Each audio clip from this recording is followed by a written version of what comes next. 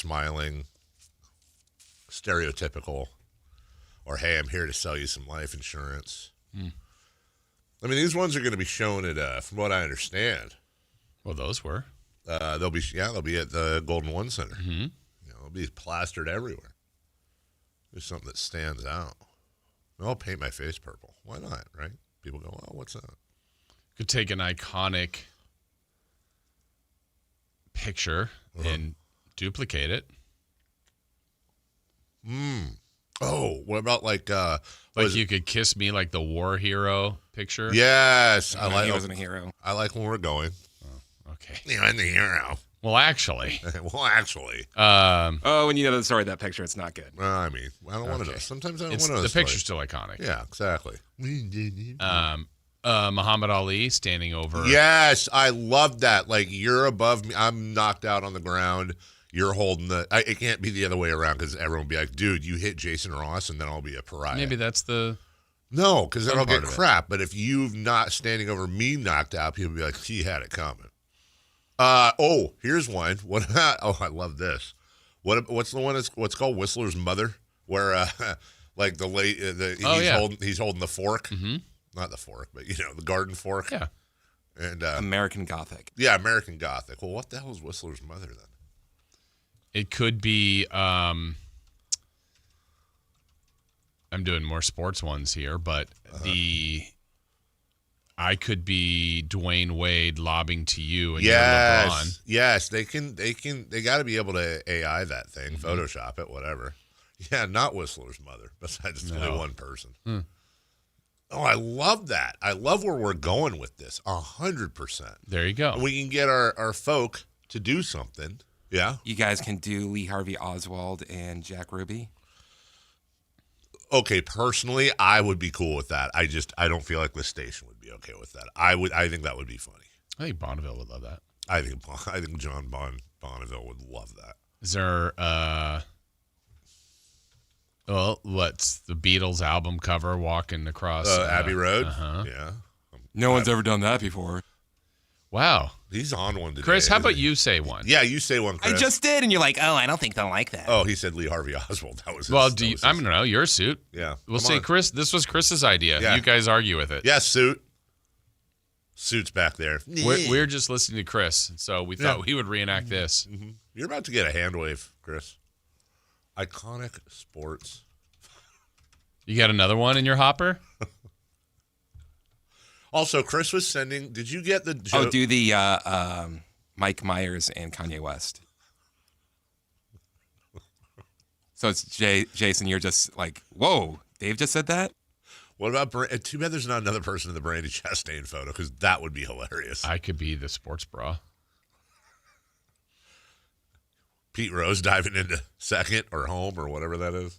It looks like third. Maybe. And you're sliding into third. Yeah. Look at that. We could do the Minute Bowl, rest his soul, and didn't mean to rhyme that. And Muggsy Bogues. Huh? See, Michael holding on to the trophy, but that's just one person. I kind of like your idea of so far the Dwayne Wade one. I think is the leader in the clubhouse here. Yeah, that's what we need to do. Ooh, you're Vince Carter. Now I'm Frederick Weiss. Huh. That's what I'm talking about. Like that's what we need to do. We need to do. I love that, Jason. Let's recreate an icon. We could do the. I'm trying to think of Kings, iconic things. There is the Greatest Show on Court. I don't know how maybe we have multiples of us. Yeah, I really like that. 3 of you, 2 of me, though. But yes, we're all. And Chris. Oh, yeah, there you go. No, I don't want to. No, let's not do that. Oh, let's wow. not. I don't want to really. I mean, come on. Let's be honest. We don't want to give him that. Let's see here. Greatest Show on Court. There we go. Actually, what would be hilarious is if we get Doug to recreate it and be in the photo with us. I like. Could we make those faces and poses? Yeah, I think so. I think we 100% could. I mean, you could do you're naturally like the Peja one, just looking all male model-y. Oops. What? I like that. Yeah, that's what what's the cover of the movie Twins? Oh, with that's, aren't they like in glasses and like Hawaiian shirts white or something? suits, I thought. That's the most that Twins has been brought up in 2 days. You're right. That is a great point. Oh yeah. Yeah. White suits. Problem is who's leaning on? Schwarzenegger's standing straight up. I don't know. Danny DeVito is. Oh, you guys can recreate the Vacation poster. Oh, Step Brothers. That's been we done could a lot, always. but it's Yeah, it has been done a lot. You're right. but Which Vacation, Chris? National Lampoon's Vacation. All right, let's see here. first or second. Good morning, First. everybody. Good morning, everybody. Just Chevy Chase. No, and his wife is underneath him. What? Wait, what? Oh yeah, Oh, let's see. that one. That's actually pretty funny. The problem is 4 of us would get it. Yeah, but the 4 that do. They would love it. I mean, I think you just described the show. That's a great point. The 4 people that text me really love the show. They love the show. By the way, did you get the jokes, Chris? Was that just to me? The jokes you were from your friend? Yes. Oh, okay. No, I didn't get it. Okay. I'll show you in the break.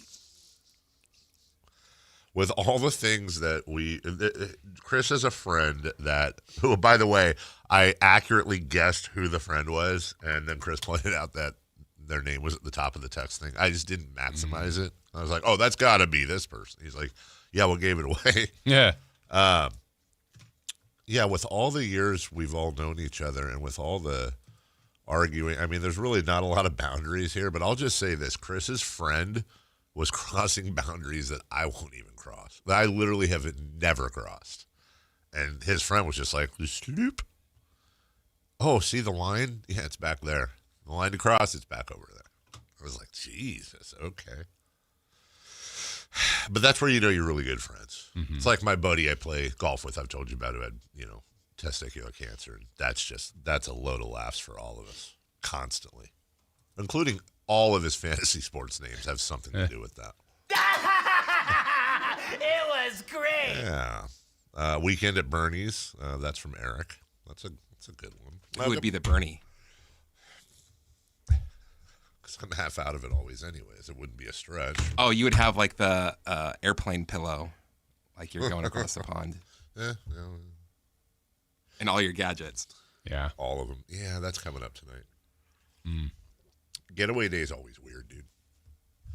I am almost entirely ready to go. My flight leaves at like 9 p.m., 9:30 tonight.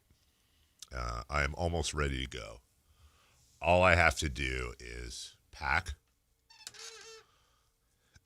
and get all the things I'm going to take with me. So you're there. Yeah, literally. It's so funny. When I first started... I mean, you did plan this yesterday. Yes. When I first started doing this, I would have been packed over the weekend. That's too soon. Right, you're right. But I would have because I'm gonna forget something and here. Now, like I won't even go home and start. I'll go home and take a nap or try to take a nap like any other day. I'll wake up, which is always the best time to pack is when you're clear and lucid right after a nap when you have brain fog. So then I'll just throw the suitcase on the bed and just give me 2 of these, 3 of these.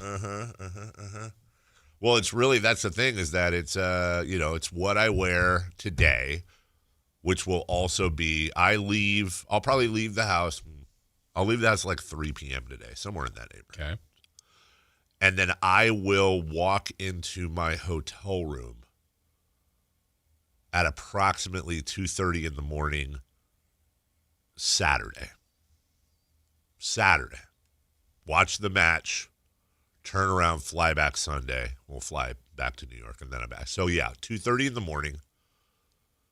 And then the match is at like 1 p.m. So I think I'll be able to sleep. But it's just so weird because each flight is broken up into like, it's like 6.5 hours to JFK, and then it's like 7-something hours to London. And then it's an hour from Heathrow, hour Uber from Heathrow to King's Cross train station. And Come on. What? Take the tube. You know what? I have. Here's the thing. The tube is about. The tube's cheaper. A lot cheaper. Significantly cheaper. But dude, when I get off of that stretch, and I'm half in the bag anyways, tired, and I've been traveling now. By then, I will have been traveling for about 19 hours, and I'm carrying like my bag, my backpack, my bag, everything. I was like, dude, I don't want to deal with it. Not to mention the fact I have done it. I have done it a few times. I'm not taking the tube across London at 9 p.m. on Halloween. Not doing it. Sorry. They really don't do Halloween like us. No, they don't. But still, there will be. Because what's going to happen? No, it's just a bunch of, I don't want to deal with it. Just a bunch of weirdos. I would say you'd have to worry more about 11, 12. Everyone's still out at 9. Everyone's going out at 9. It's going to be weird. Whatever. Then I get on the train to about 3 hours, a little under 3 hours. Walk from the train station to my hotel. It's like a block. I'll get to my so I'll leave about 3 p.m. today, and I'll get to my hotel room about 2:15 in the morning Saturday. So yeah, sounds great. It's hey, it's fun and exciting. But yeah, I still have to pack, and I leave a bunch of stuff over there anyway. So it's like shoes, undies, socks. I don't know. I'm playing drums. And then it's cold as hell over there. Not cold as hell, but it's like high of 51, low of 41. That's what you like. Yeah, but 10 more degrees higher. Huh? At least 10 degrees higher. Yeah, but it's also like, yeah, he's right. But it's also like, wind gusts to 30 miles an hour, steady winds of 15, and rain all day. So it's like that, not sideways rain, but diagonal rain, where even if you have an umbrella, you kind of use it as a shield, hold it in front of you. Then the umbrella, if you're facing the wrong way, goes inside out. It's just one of those. Oregon coast, like you like. I do like that. But part of me also, it's important to know, I like it in the summer when it's 100 degrees here. Oh, and then I go up there and it's like a different thing. Yeah. I don't want to. I couldn't do that year round because then it would get. It's the newness of it. It's the. Oh, by the way, congratulations to my wife. Yes, set the screen. Set the screen! Because, a little over 17 years ago today, she launched a child. And that child grew up to be the oldest 17-year-old ever. So somewhere today around a little after 11 a.m., 11:24, I think, the ginger turned 17. We started the celebrations early yesterday after our show meeting. He got contact lenses. Oh, yes, okay. That was exciting. So how long did that take? About 2 hours. I didn't expect it to take that long. About, they're like, you have to learn how to put these in. That's exact. And by the way, I'm fine with it. It 100% needed to be that long. I've never gotten contact either. I don't know. So we go in and everything's ready, and then they make sure they're all, whatever. And then it's that most of it was like maybe half an hour for whatever. This is like an hour plus for like the question and answer session. And then the put them in, take them out, put them in, take them out, which is good. He needs to know that. And then did I know how to do that? Did you get them? I asked. I did. Apparently they're not good for me because of the whole, like, I can't see far away very well, but I can see up close. So they were like, you have, what'd they say? That I need to get, because right now, like if I'm driving, I might put my glasses on, but then, here I have no use for my glasses here. They said to get something called progressives, where like you can, the bottom part is one thing. Right. Yeah. Which isn't that bifocals? What's the difference? That sounds like bifocal. Doesn't that seem like the same thing? Yeah, it's the same thing. It is. What? So is progressives just a different progressive term? Huh. Yeah, I don't want politics. Well, in my bifocals glasses. have that, like, you can tell that it's two different lenses. You have a line, yeah. Oh. And progressives, it gradually. Gotcha. Well, I don't, it progressively. So progressives, I don't know. Why are they bringing politics into my glasses? Also sexuality into the other ones. Bifocals, I don't care. You know what? Whatever makes you happy. To each their own. To each their own. So yeah, apparently contacts aren't. And then I asked if he was like eligible for, not now, but like my type of whatever, I can't get laser surgery for. But they said he might be able to at some point. But the funny thing is, my wife, I had an endorsement for that LASIK. Like, God dang, dude, that had to be around 2010, 11 maybe. And I didn't need it at the time, so she went and got it. And she's already like last year, she had to get like little low prescription glasses again. I guess it fades. I haven't heard do we have LASIK spots on our? Why? Because I'm promoting them? Oh, I'm not saying anything bad. I'm just, or am I? I'm thinking about what I'm about to say. Oh, yeah. Oh, I got you. No, but like every person I know that's gotten LASIK has ended up going back to glasses. Really? Yeah. Well, and I've only known like 3 people. She doesn't wear. First off, I asked her. I said, "Well, does this make it not worth it?" So, hey, if we do have LASIK, here's an endorsement for you. And she's like, "Hell no, it was worth it." Like, yes, are you kidding me? She's like, "I went in there and the procedure was like under an hour, and then I had to wear these like sunglasses for a day. It didn't hurt." And she's like, "And then I could see perfectly for like 10 years, and now I barely have to wear glasses." Like, it's pretty good. She wants to go back. Okay. I don't even know if that's a thing or not. I don't either. Yeah, I mean, why the hell not? Right? Oh, the other thing that, speaking of, that's right. The thing they're talking about over there, Chris, is I guess I'm going to be there for Guy Fawkes. Oh. Something about bonfires. Yeah. I got to research all that. I don't know what the hell. It's when Guy Fawkes accidentally exploded trying to blow up Parliament. That's the V for Vendetta movie, right? Kind of. Oh, I never saw it. Bring your fire suit. So anyways, happy birthday to him. I technically still have never missed a kid's birthday because I did say goodbye to him. I didn't wake him up, but I kissed his forehead this morning. Said happy birthday. He said, okay, well, that's acknowledgement. So that was from his mouth. He's 17. Your daughter's... Yeah, she's, yeah.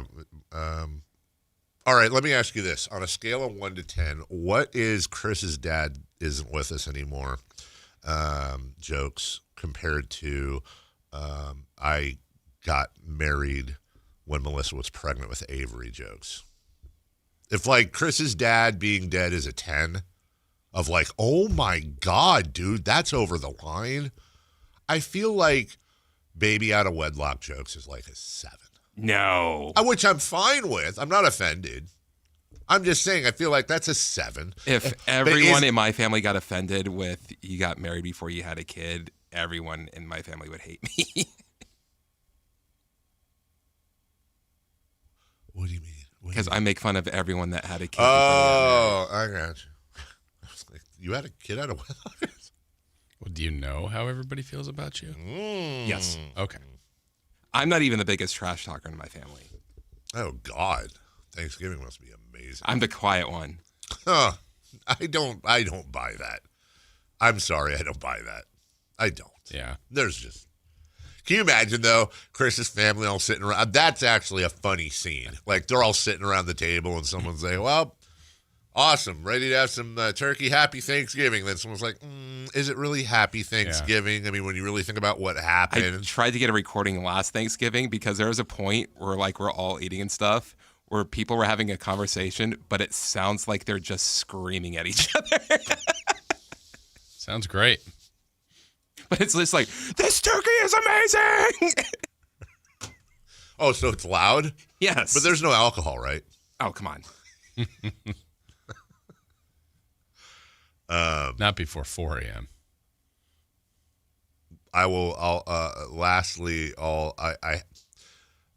I've been struggling with this thing all week, and I've been waiting to share it, which I can now because my aunt is out of the hospital. Every single thing that every fan does no, not from at a home or jinxie at the point. stadium makes a direct impact in the game. So my cousin and I are incredibly close. My mom's sister, her younger sister, had some medical issues this week. She's fine. She's fine now, but it was very scary at the time. And so when my cousin called me a few days ago to tell me she and the entire family were naturally incredibly upset. Her mom was not responding very well. She got taken to the hospital, and they were understandably losing their minds.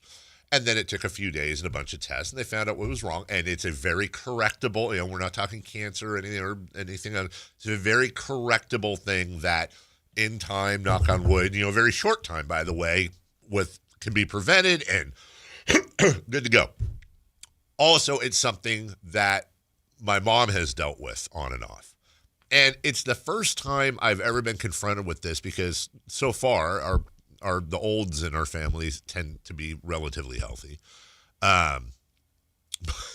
I had this issue where I found myself overthinking everything when I was talking to my cousin because she's freaking out and she's telling me all this stuff. And there's this little voice in my head that's like, okay, that's really not a big deal. Yeah, no, my mom's had that 12 times.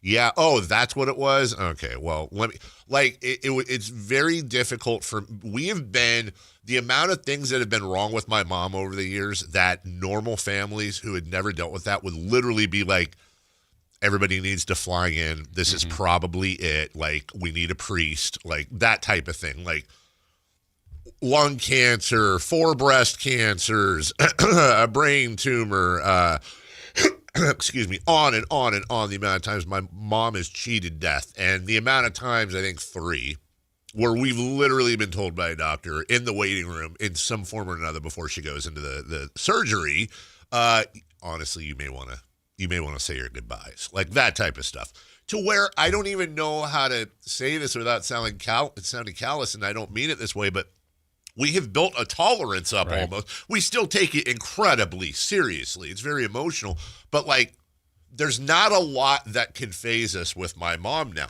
But now my cousin was dealing with it, and I think I might have been being over empathetic because I was so scared of going the other way. Being like, it's not too close. That's like training wheels health problems. Let me tell you about, and you never want to be that person. But in the back of my head, I don't know the line between consoling and calming them down by using her own sister as an example, or being insensitive to their needs and not poo-pooing the problems they're having. Does that make sense? So that was a weird thing this week anyways. No poo-pooing. Well, this morning. We'll take a break. Big show today, Jason. Did you know that? I did. Did you know they're that? all, you know what I found? They're all kind of big. They are, aren't they? That's why according to the meeting yesterday, that's why the numbers is there a ceiling for our numbers? They're just going to keep going up? The roof is the ceiling? All right. Well, Sam Amik's going to join us at 8 a.m. I know I'm shamelessly pumping the poll here. We'll get his thoughts on the NBA in general and things that are going on, but also specifically our Sacramento Kings, who were in action last night against the Chicago Bulls. We should have Kelly Brothers, too, I realize. Oh. I was just going to ask that. Oh. Is he good at anything? Good at business. He is. So he'll join us at some time, I can't remember, in the 7 a.m. hour. Hold on. Kelly will join us at 7:28. Hey! Thank you. Take the rest of the show off. Thank you. We'll take a break. We'll come back. Safer Out is next. Visit SactownSports.com and join the Sactown Sports 1140 newsletter. Coverage varies by plan. View contracts and exclusions at EnduranceWarranty.com. Auto repair bills are through the roof. $3,000 to replace the transmission. $4,000 for a blown engine. And if your manufacturer's warranty is expired, you'll have to cover it all out of pocket. You need an Endurance Auto Protection Plan. No matter what the mileage, if your car is under 20 years old, Endurance can get you covered on the engine, electrical system, transmission, AC, drivetrain, and more. Endurance has plans for any budget. Repairs can be done at the certified mechanic of your choice, and they're paid directly with no middleman. Plans cover 24/7 roadside assistance, towing, battery jumps, fuel deliveries, tire changes, lockout services, and a 30-day money-back guarantee. Act now and get our elite benefits, including complete tire care and key fob replacement. A $2,000 value at no extra cost. With Endurance, you could never pay for covered auto repairs again, so call now for your free quote. Call 800-378-7241. 800-378-7241. Again, that's 800-378-7241. Remember when they used to ask, what do you want to be when you grow up? At Bank of America, we ask every day, what would you like the power to do? When you work here, you help build businesses, inspire communities, and forge legacies. And now we've raised our U.S. minimum wage to $25 an hour. So the opportunity to do more also comes with competitive pay. Learn more at bankofamerica.com/25. Bank of America, proud to be an equal opportunity employer. Wesley Financial Group is not a law firm, and Chuck McDowell definitely not an attorney. This is Chuck. If someone talked you into buying something really silly and you want to get out of that silly little thing, my advice, get the facts. Call me and I'll send you our timeshare exit kit absolutely free. Inside, you'll learn how timeshare works and all your options for cancellation. Call Wesley now for your free exit info kit. 800-329-2121. That's 800-329-2121. I've always wanted to learn French, but the app I tried didn't help. If you want to memorize words in another language, there's an app for that. But if you want to really learn another language, there's Babbel. Babbel was designed by over 200 language learning experts to be the most effective way to learn another language. With other language learning apps, I was just playing games. I wasn't really learning. Babbel's different. Every time I open the app, I can choose to work on my writing, speaking, or listening. And it saves my mistakes for me to review, so I'm constantly improving. Babbel feels like it was created intentionally by people who really know what you need to learn another language. Before Babbel, I thought I just wasn't good with languages. But now I'm speaking French. Tout ça, c'est grâce à Babbel. Want to really learn another language? Save up to 50% on your Babbel subscription when you sign up at Babbel.com. That's Babbel.com to save up to 50%. Babbel.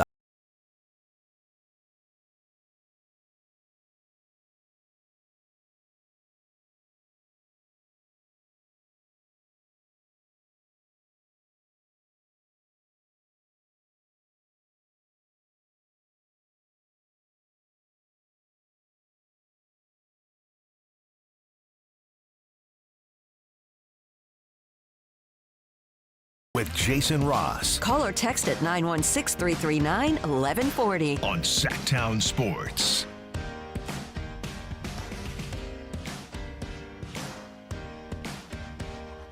Welcome back.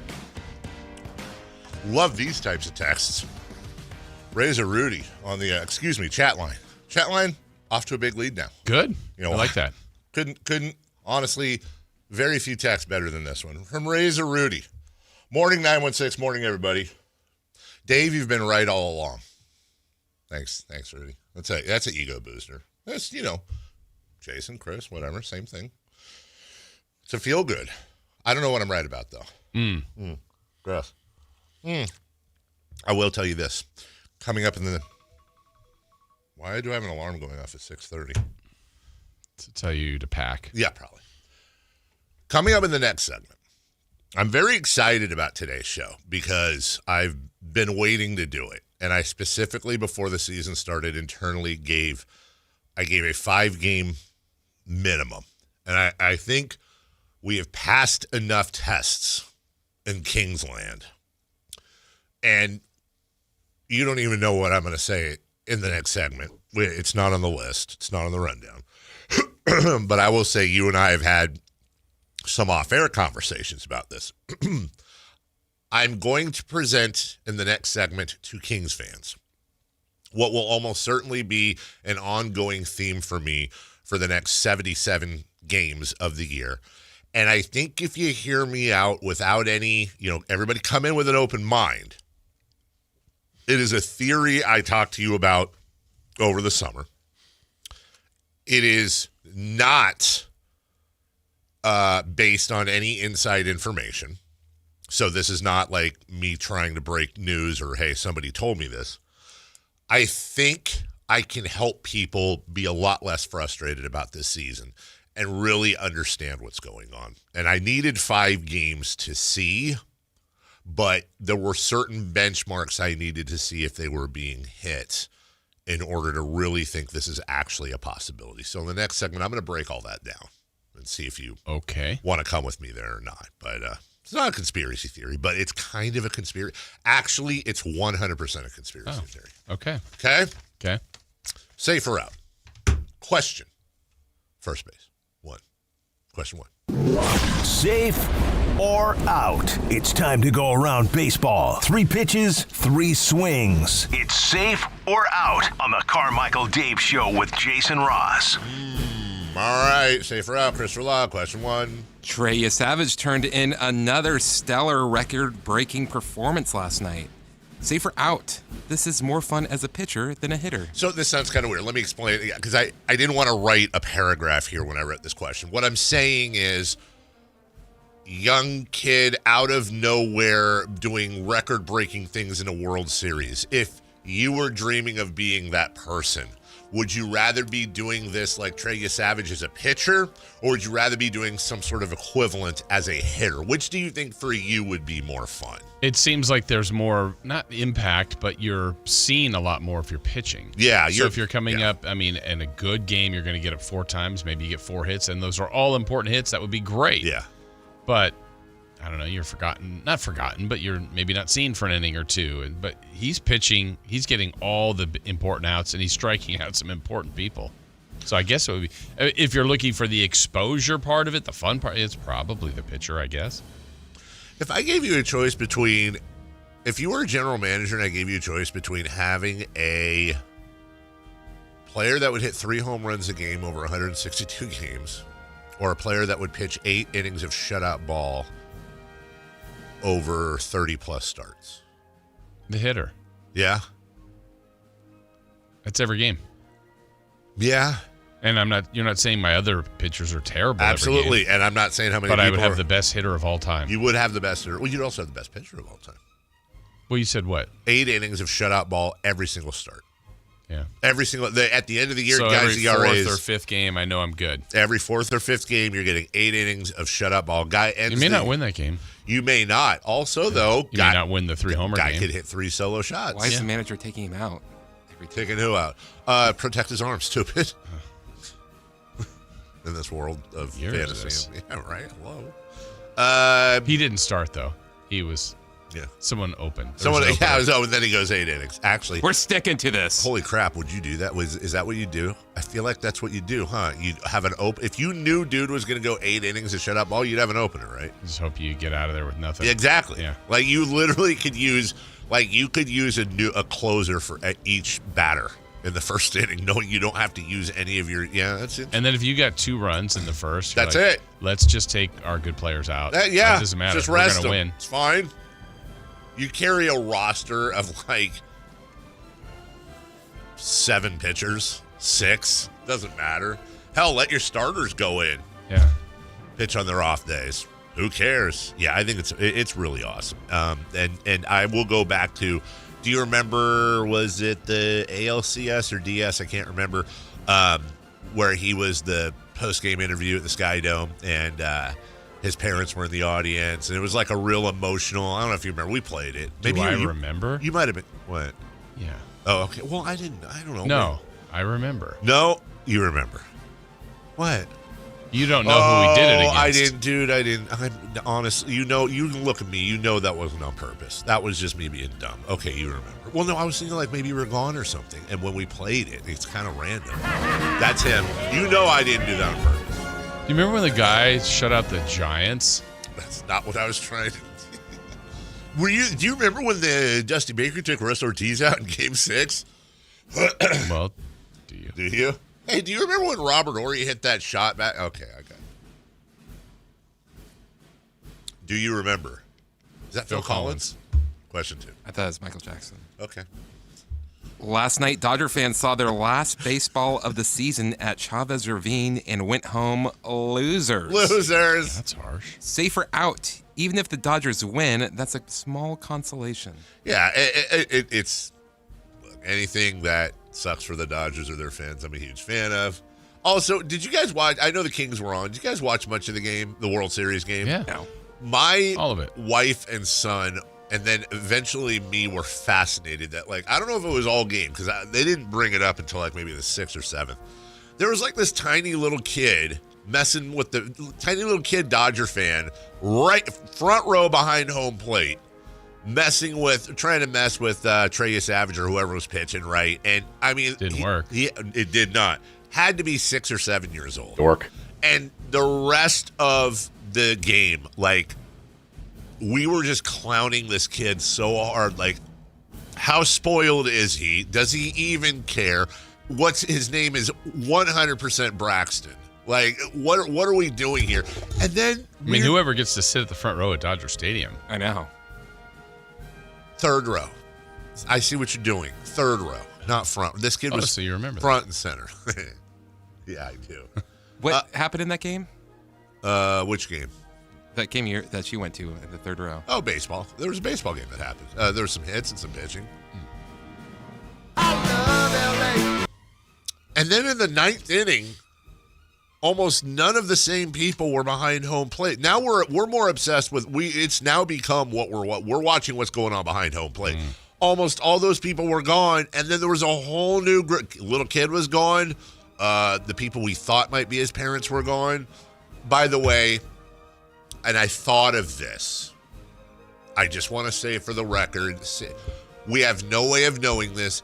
If it turns out that was like a Make-A-Wish kid or something, like apologies, and we have no way of knowing. I'm 99% sure it wasn't, but I did bring that up last night. I was like, well, come on, what if but I also feel like, would that kid be talking just mad garbage to the pitcher? I don't know. And would the Make-A-Wish people say like, all right, that's enough baseball for you, kid. Right. Like, well, we're going to be polite. The Dodgers did, It was probably past his bedtime. I feel like a kid spoiled enough to be there makes his own bedtime. His bedtime's when he says. I mean, you know how kids are. I'm sick of this. I want to do this thing. Probably was. Probably went to the Ivy or something to hang out with all the all his celebrity friends. Either way. Did you guys happen to see that $150 tomahawk steak Dude, they're selling? That looked like absolute. Did you see it? I did not. So the Dodger Stadium's selling $150. I think it's a Wagyu tomahawk steak. Maybe it's not even Wagyu. The one that they showed looked like it almost looked gray. It looked like it had been sitting out for about an hour and a half. It looks like what you make for your dog for its birthday. It looked like one of those things when you go to the store and it's in the meat section, has one of them little yellow stickers on it that says $8 off. Yeah. Best if used by 4 days ago. Exactly. It didn't look great. All right. Question 3, please. Safe or out? The Blue Jays will win the World Series. I'm staying strong, dude. Out. They're gonna have their Kings 0-2. Yep. Not messing. I'm not messing. Every single thing that every fan does at home or at the stadium makes a direct impact in the game. Maybe I'm the one that's making the Dodgers lose. By picking Blue Jays? By not picking a Dodger all season long. Don't mess with it. Nobody mess with it. We've all got our rally caps on inside out. Let me ask you. The Blue Jays beat your Yankees. No, they didn't. Wait, did they? No, yes, they did. We just went over that. The Blue Jays beat your Yankees, but it's the Dodgers. So do you want the team that beat your Yankees to lose, or do you hate the Dodgers more to want the Blue Jays to win? I don't hate the Dodgers, but I want the Blue Jays to win. Okay. Well, I'm good with half of what you said. Yeah. How do you not hate the Dodgers? Well, yeah. I don't hate them. Hate. Yeah. Safe or out? But I'd rather. Yeah. Safe. They're winning this thing. Blue Jays are the champions, huh? That's what you're saying? Yeah. Ugh. They won the last two without George Springer. Also, which is not getting enough attention. Can I just say, I said it last night on Twitter. Has George Springer been holding them back? Has he been the problem this whole time? Sure. That's what you said on Twitter? I did. I said, has George Springer been the problem this whole time for the Blue Jays? Because, it's ironical. I don't mean that. We'll take a break. All right. When we come back, I got a theory. I've been waiting 5 games to pull out. Hello. And I'm going to share it with you. Hi. Coming up right after this. On the move? Got somewhere to be? Take Sacramento Kings basketball with you. The Sactown Sports app will let you stay connected to your passion. Never miss a moment of Sacramento Kings basketball with the Sactown Sports app. Ready to pregame for your next big arena event? Head to Beach Hut Deli, a Sacramento tradition for over 40 years where aloha is served daily. Located just steps from the arena, whether it's game day or a concert night, it's the perfect spot to gather with friends and enjoy amazing sandwiches. Planning a bigger get-together? Beach Hut Deli offers endless catering options to bring those fresh, delicious flavors to your next party or event. Beach Hut Deli. Good vibes, great food, and epic times await. Hi, this is Greg Papa. Disasters hit every day. If your home, business, or building has suffered from any disaster, SunPoint Public Adjusters can help. SunPoint prepares, presents, and negotiates your claim with the insurance company, working only for you, making sure you get everything you're entitled to and letting your focus be on what's most important, your family or your business. Call SunPoint today at 888-247-7865 or contact us at sunpoint.us. SunPoint Public Adjusters, the gold standard in public adjusting. License number 2N14884. Staples presents That Was Easy. So, I'm opening my own coffee shop. I smell a caffeinated catastrophe. And I needed menu boards and banners printed. What you really needed was a reality check. Staples really came through. They printed menus and signs, even flyers in time for my grand opening. And that's when the other shoe dropped. Not quite. I got $125 off my custom print order. Cha-ching! For your business printing, Staples. That was easy. Now save up to $125 on custom print orders. Valid in-store and online. Ends 11/1. Exclusions apply. Visit staples.com/print for details. Tempted to decorate for the holidays early? We like your style. Right now at Kohl's, save 20% on decor, hosting essentials, and more. Plus, get $10 off $50 spent. So go ahead, hang up that wreath, swap out those couch pillows for ones with snowflakes. And while others are panic shopping later, you'll already be cozied up feeling pretty great about these early Kohl's deals. Select styles. Offers end November 2nd. Some exclusions apply. See store or Kohls.com for details. Carmichael Dave here for American Energy Heat and Air. Right now, breaking news, they're upgrading their offering to include plumbing, bringing that same expertise and experience to the plumbing space.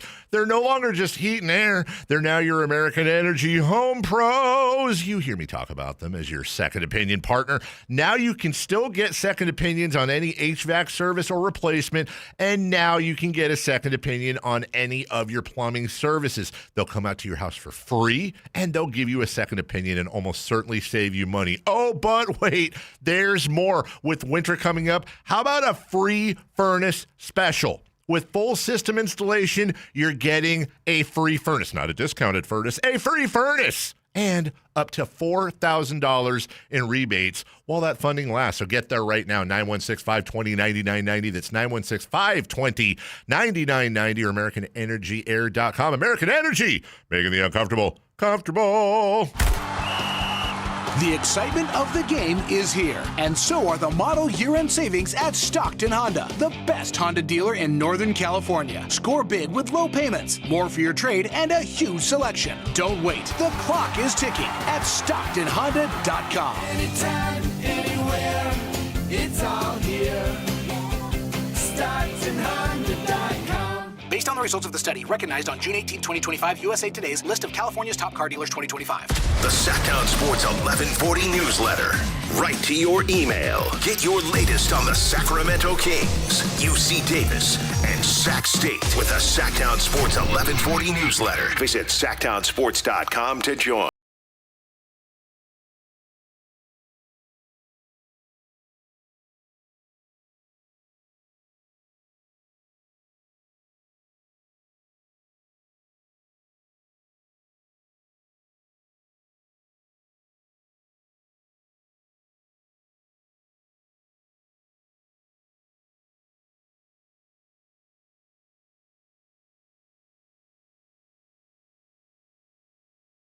Jack, that I'm excited.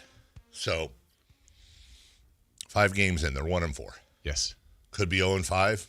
Could be 4-1. Whatever. They're 1-4. Mm-hmm. And I'm only going by Vegas odds, just simply Vegas odds. If you looked at this road trip, this would have been the game they were most likely to win despite the back-to-back. They will not be favored in Milwaukee. They will not be favored in Denver. And then when you look forward, they will not be favored at home against Golden State. Again, this is always the asterisk, barring crazy injuries and stuff. They will not be favored versus Oklahoma City. I'm pretty damn sure they won't be favored against Minnesota. Is that at home? Yeah. You think they might be? I don't know. I'm smelling right now Minnesota minus 1.5, 2.5, but whatever. Yeah. And then Denver at home.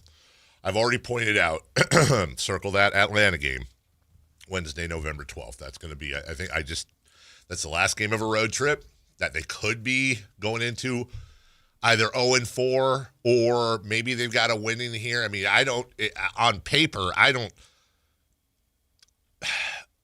Jason, you're the more level-headed one. If you take away it's the NBA and on any given night. This is the story of... At Milwaukee, at Denver, home Golden State, home OKC, home Minnesota, home Denver. Are there any of those that you would feel even slightly comfortable saying, yeah, I think that's a win? No, but I think the important thing is what you said is it's the NBA, it's any given night because, I mean, they have one win that's pace for 16. I think they'll win more than 16. I agree with you. Some teams have 0. They're on pace for they're going to win games. So at some point, the teams that haven't won a game are supposed to lose all of them. Yeah. It's the NBA. They will win. And so finding it, though, yes. It might be Milwaukee. I wouldn't bet it. Well, let me put it another way. They have 6 games between now and that Atlanta game. Again, at Milwaukee, at Denver, home Golden State, home OKC, home Minnesota, home Denver. $250,000 bet. I have a feeling you and I are both doing the same thing. Will they win? The over-under on wins between now and November 12th, I'm setting at 1/2. All they got to do is win one. Yeah, I would take the over. So would I. Yeah. So would I. It's just one win. But I can't, at least one. I can't point to any of those games and go, that's the one. It's one of those like the OKC had they held on type of thing. But also, the way it works, if they were, who's winless? The Nets?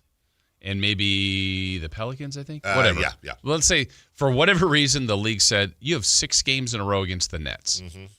They wouldn't win all 6, I don't think. I don't think they would either. Even though they have one win. The Nets have 0. But, anyway. No.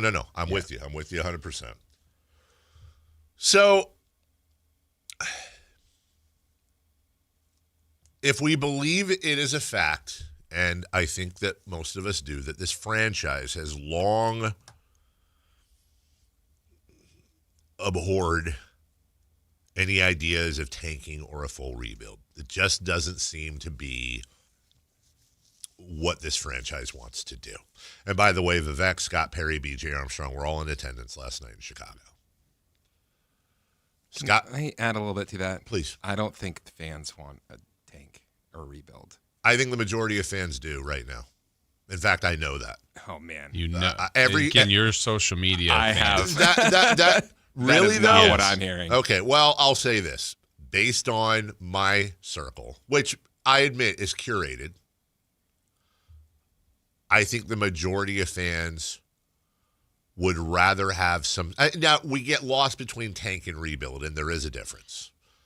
But they would rather have some sort of reset and clearing of the deck right now than whatever this is, et cetera. And at the very least, maybe the place we can agree on, I think they're more open to it now than they maybe ever have been. I'll agree with that. Okay.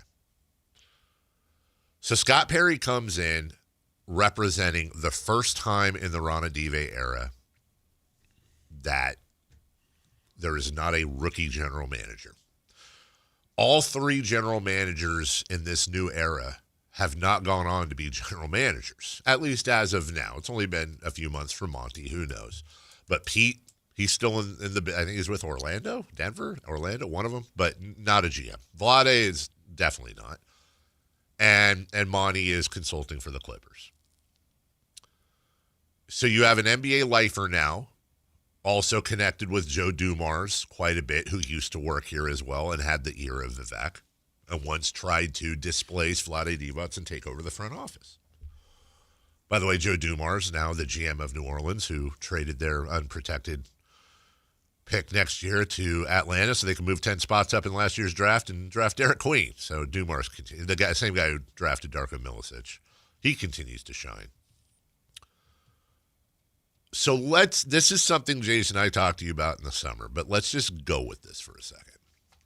What if Scott Perry comes in and goes, okay, well, I'm dealing with a franchise that doesn't really want to do this, but this ain't it. This just ain't it. This is a bad roster, dude. So I got to figure out a way. I got to balance between I don't want my rookie head coach being hung out completely to dry, but there ain't no point in this. Now, for background, Scott Perry, when he took over the New York Knicks, and we've documented this before, by the end of his second season, all but one player on the Knicks was gone. The amount of turnover really in a season and a half was, I don't want to say unprecedented, but it was about as much as you could do. Thing with Scott was the draft record wasn't that great. If you go back and you look at his Knicks picks, his best pick probably by far was, I think it was Quentin Grimes. Kevin Knox. There's a few others if you want to look. They weren't that great. But it set the foundation for Leon Rose and Worldwide West and what they're doing now with the Knicks and their contention. Scott Perry said Scott Perry was the wartime consigliere for the New York Knicks. So often this year, a lot of Kings fans have tried to look at what they're doing and the moves they've made, extending Keegan Murray, but signing Dennis Schroeder, signing Russell Westbrook, not signing a power forward, letting Trey Lyles go. A lot of these moves where you go, okay, well, I can see the logic, but also, whatever. And the one that probably made the most sense, the one that actually had the most logic to it, is so far on paper the worst move he's made, and that's signing Dennis Schroeder. Dennis Schroeder's been abhorrent this year. He's terrible. He's horrible this year on paper. Now, that could change. But I don't think any of us expected. When you look at his numbers, when you look at this team's net rating, when he's on off the floor, when you look at what he has, he's been, I think by a large margin, the worst starting player for the Sacramento Kings and arguably the worst player on the team by numbers. What if Scott Perry is already tanking? What if Scott Perry is saying, I can't bring this to my superiors, but what I can do is I can look, I got a nice fat contract. By fat, I mean long-term. I need to ease us into this. I can't come out. We can't try to sell that we're rebuilding and tanking. We don't want to do that necessarily with our fans that, as you two pointed out, could be very persnickety about this. But what we're going to do is I feel like there's basically two options. Either Scott's playing 4D chess, and I might be giving him too much credit here, but every day I feel like I'm not. And he knows what he has to do, or at least has an idea, and so he's kind of. By the way, here's another example. Look at Zach LaVine this year. Zach LaVine, we've said, is one of the most untradeable contracts in the entire NBA. That's been the thing.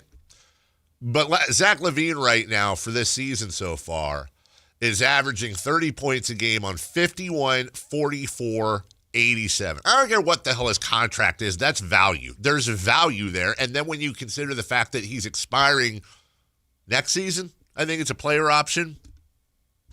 Dude, the more the season goes on, if Zach LaVine performs like this, which would be career highs in just about everything, the more tradable he is, the more somebody. Okay, yeah. So now you got LaVine. Now you got DeRozan, who I think DeRozan, other than maybe Keegan, but you could argue after the extension, that may have changed.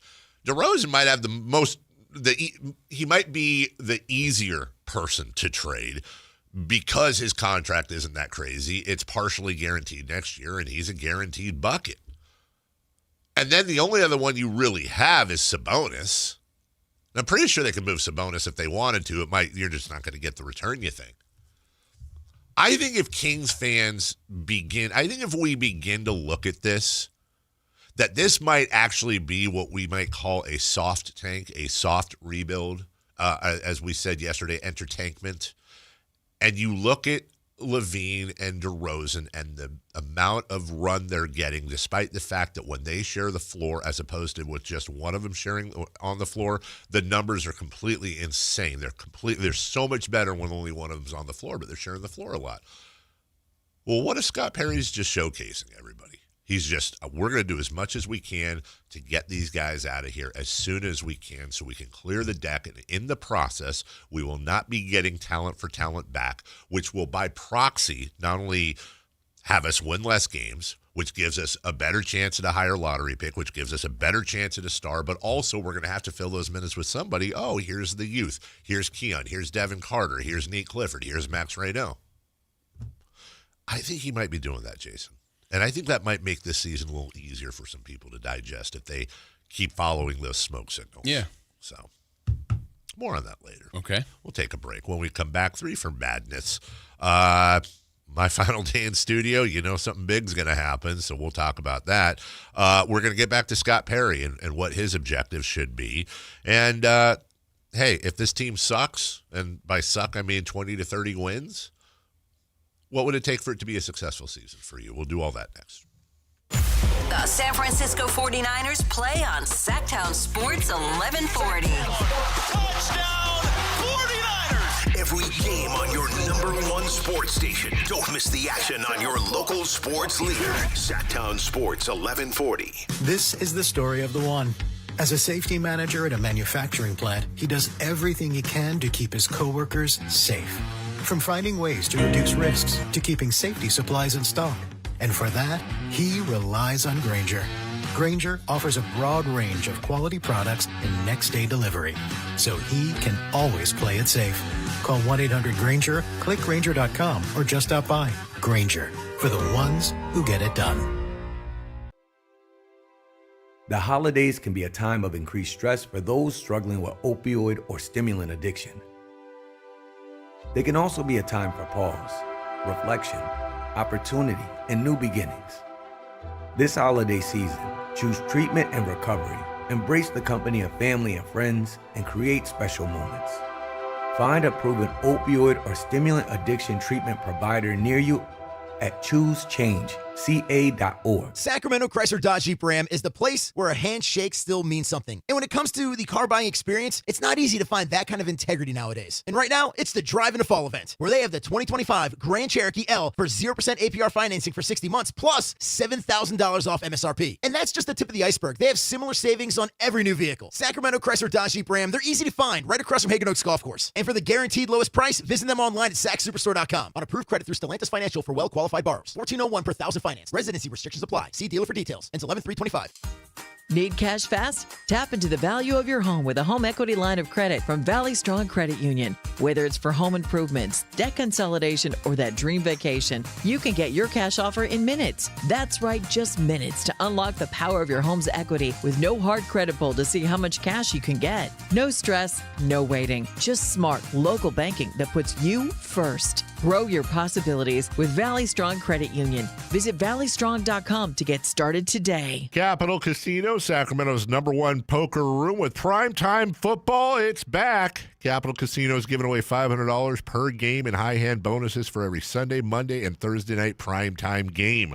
Offering the best food, best service, and the best action with the most variety of games in the region and conveniently located at 411 North 16th Street in downtown Sacramento. For more information, log on to capital-casino.com and please gamble responsibly. 1-800-GAMBLER. The deals are on now at the model year-end sales event at Folsom Lake Honda, your one-stop Honda shop. Looking to own or lease? Save on year-end models and drive a brand new Accord or Civic. Visit us today at FolsomLakeHonda.com, your one-stop Honda shop. As a family-owned and operated dealership since 2009, customer service is our #1 priority. Our customers love doing business with us, and you will too. Go to FolsomLakeHonda.com. Your one-stop Honda shop. Veterans Day is a moment where we express gratitude towards the folks who have served on our behalf, our veterans. And Navy Federal Credit Union celebrates veterans of all branches and their families on Veterans Day and every day of the year. They serve over 2 million veterans, and as a veteran, you can become a member and access exclusive rates, discounts, and financial tools for the whole family. Become a member at NavyFederal.org/veterans. Navy Federal Credit Union. Our members are the mission. Navy Federal is insured by NCUA. You're still glowing, flirting, grooving. You've still got it. But your immune system weakens as you age, making it harder to fight flu, pneumococcal pneumonia, RSV, and COVID-19. Vaccines are a key part of any health routine and help strengthen your immune response. Ask your doctor or pharmacist which vaccines you need. Schedule in minutes at VaxAssist.com. Sponsored by Pfizer. KHD1 Sacramento, KYMX HD3 Sacramento. From the Power Business Technology Toshiba Studios, Sactown Sports 1140. 3 questions, 3 answers. It's 3 for Madness on the Carmichael Dave Show with Jason Ross. Here's question 1.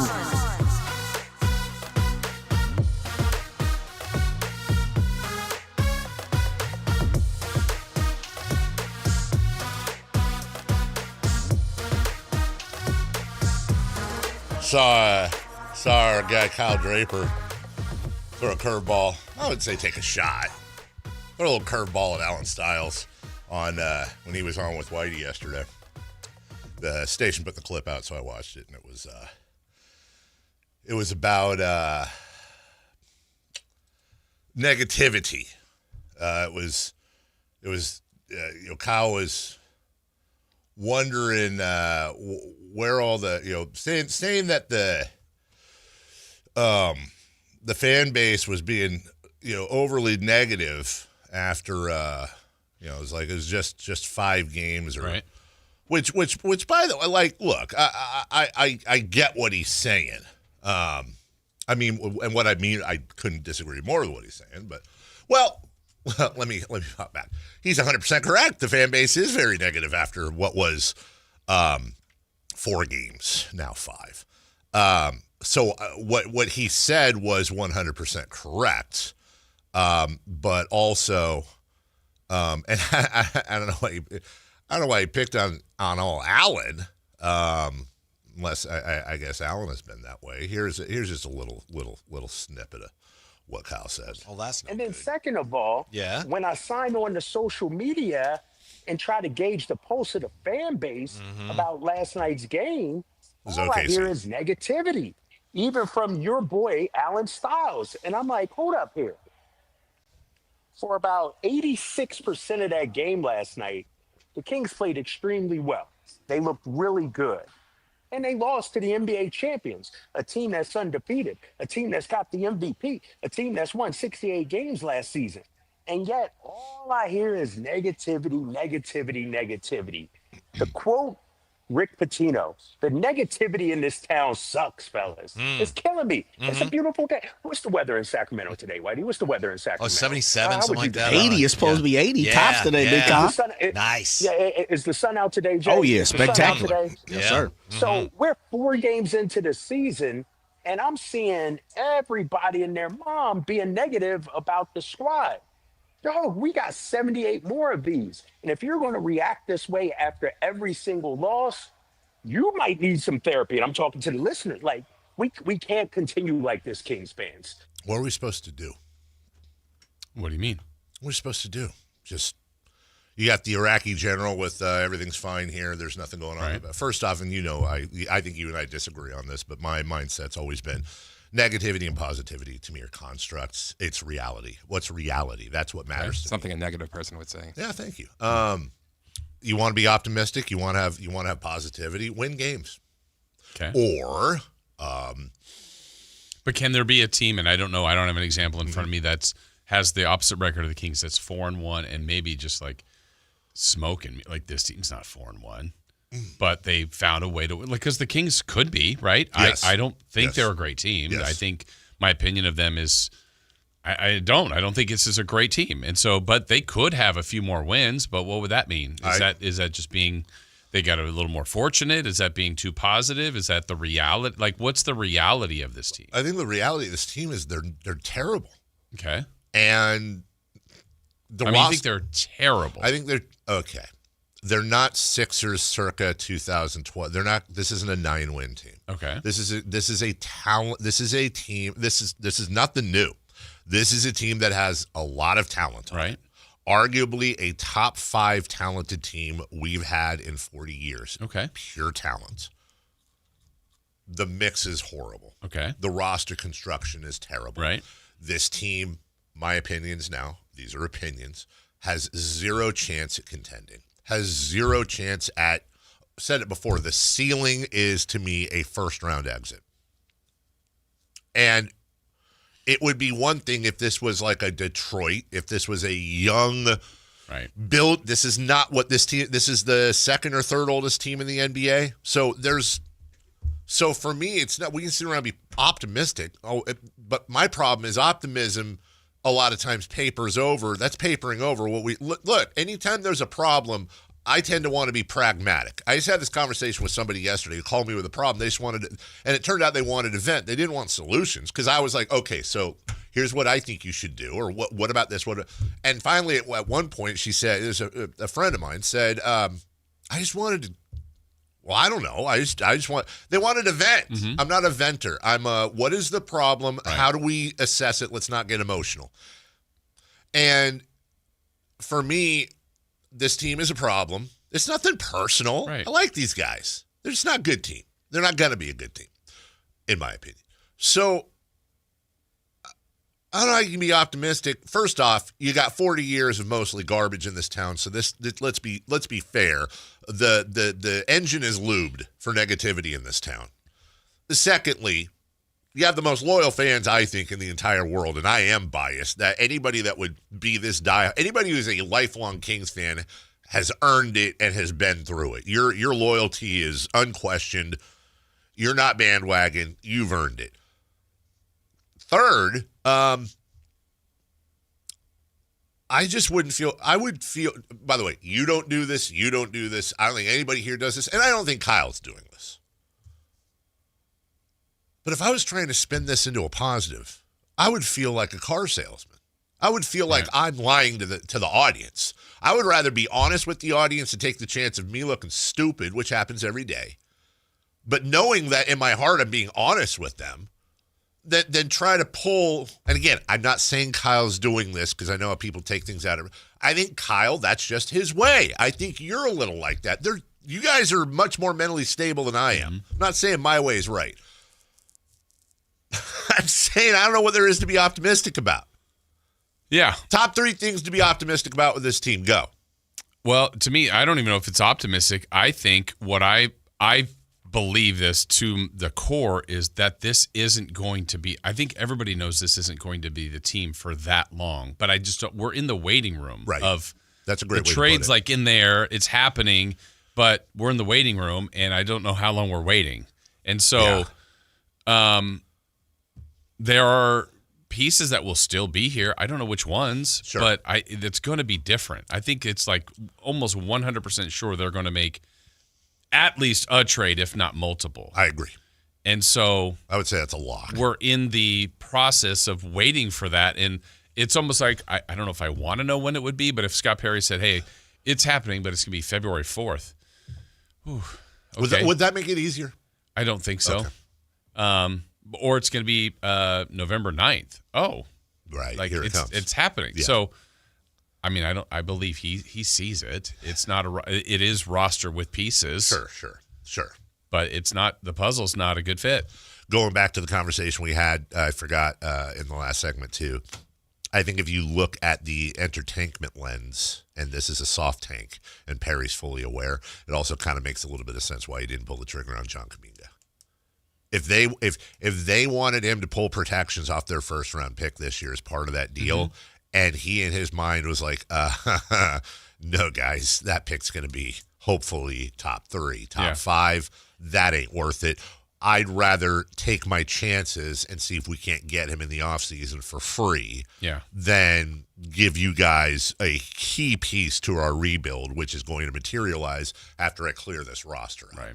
And it's his past efforts, too, that we're speaking on. This isn't out of the blue. Chris, question 1, please.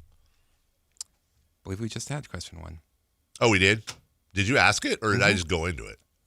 Wait, did we? Wait, no, I didn't even ask it. Made me. I was right you for okay? one. My memory is like a sharp tack. Oh, yeah, we have to do Mountain Mike's today at 9. You mean I get to? Yes. Thank you. Yes. Coming up at 9, Niners highlight. We'll take out the name of the player. You guess who the player was. $50 gift card from Mountain Mike's. Also, your Trevor Noah code word coming up at 8 a.m. for his stint at the venue at Thunder Valley Friday, November 7th. Go ahead. Dave. Hi. This is your final day in studio for the show. For ever? Till like a week from a couple weeks. Between going to New York and over the pond, we know what happens when you leave, so which Kings player will be traded? Second part, what is the biggest story you missed because you were gone? All right, so let's get with the first part. I truly don't think anyone's going to get traded while I'm gone. That would be strange. I say there is a section of Kings fans that want the team to tank, which is like, okay, whatever. Yeah. And so they want the team to tank, and they want the young players to play, and they want all of the high salary players traded, but they don't want them to play at all. And they're upset that they're losing. And that's the thing. That's why having a lack of – that's why, to Jason's point, being in the purgatory of purgatory, we're in the waiting room. I get why that's so frustrating, because I think if Kings fans – if Scott Perry came out and said, guys, I'm flipping this roster over just so you know, I got to showcase people. Everything's going – I think that would calm a lot of people that feel that way, like Chris said. I don't think it's likely a move. This is too early for – generally, the only moves in the NBA that happen this early are coach firings. Mm-hmm. I don't think Doug's getting fired. I think Doug's got probably – a lot of people ask me, do you think Doug makes it through the year? I 100% think Doug makes it through the year. I would be shocked if he were let go. And this is all respect to Doug. There's a reason why he, I think, makes the least amount of money of any coach, whatever Sam said, like $1-2 million a year, why his contract is – incredibly, option based. I don't think the 2 years are an accident, because we keep pointing out the 2 years of salary cap issues. I think they're leaving it open for two things to happen. Number one, Doug's able to learn on the fly and prove himself and show that he's a damn good young coach and he's the guy to take them to the next level. Or B, they let him get us through on the cheap this next 2 years, and then Scott brings Tom Thibodeau in for the youth for year 3. I don't think there's going to be a move. So that would be my answer to question one. If you told me for a fact there is going to be a move, I would say DeMar DeRozan. I think he's the most movable. What's the biggest story I'll miss? No, that you've missed before. Oh. Yeah, because you've said, whenever I leave, they always trade somebody. Well, we were doing Super Bowl when Tyrese Halliburton was traded. But you were here. I was here. I was there, but I was here. Yeah. I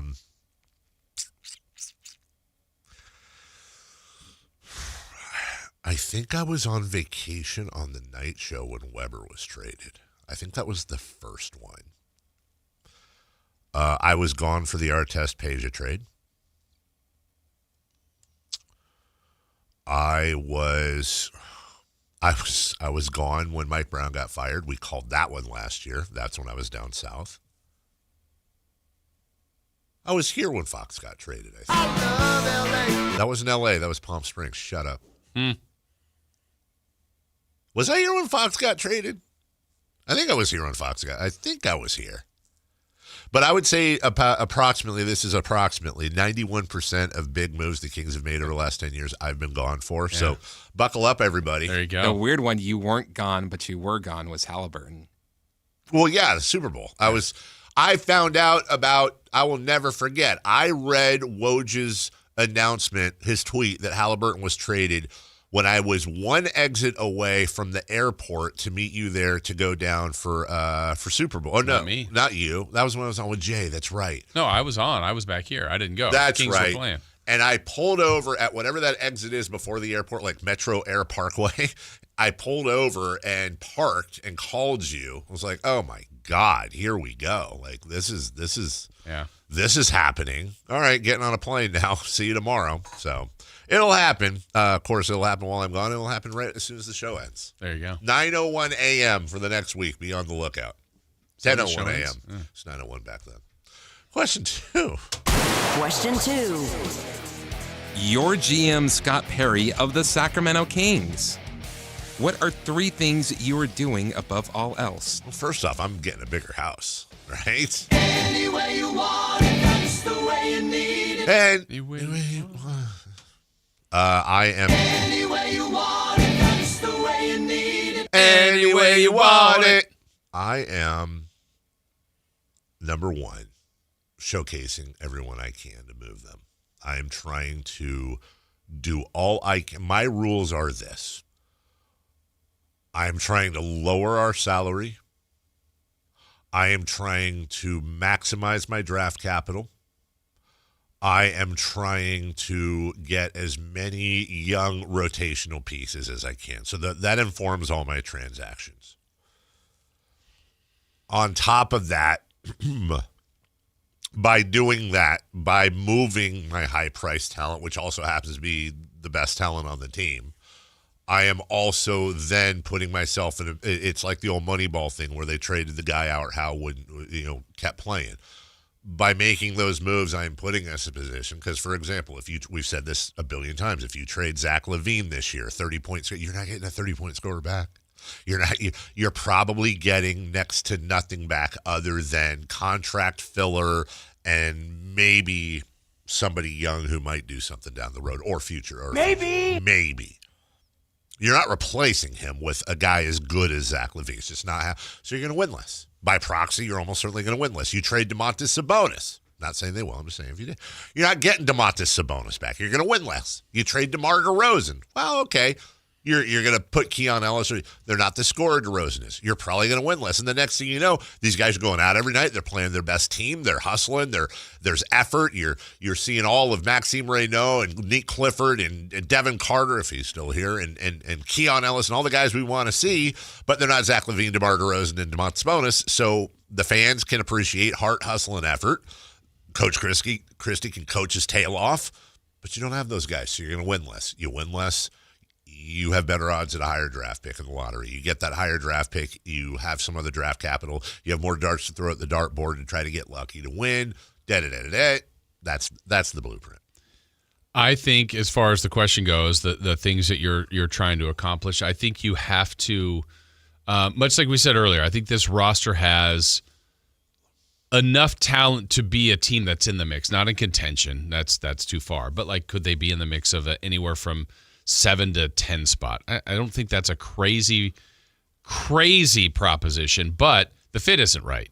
So could you make a trade, like you said, like of a player that's more talented and get what would be perceived as less talent, but maybe even a future pick or something for that's better off for your future, but the fit is better? That's right. I wouldn't even know how to answer that, but right away I would go like another 4, another 5, someone big. Yes. They're just already light there. Yes. But I also was doing a little digging on their contracts, and I think LaVine will be very challenging to move, but I don't think it's as much as people think.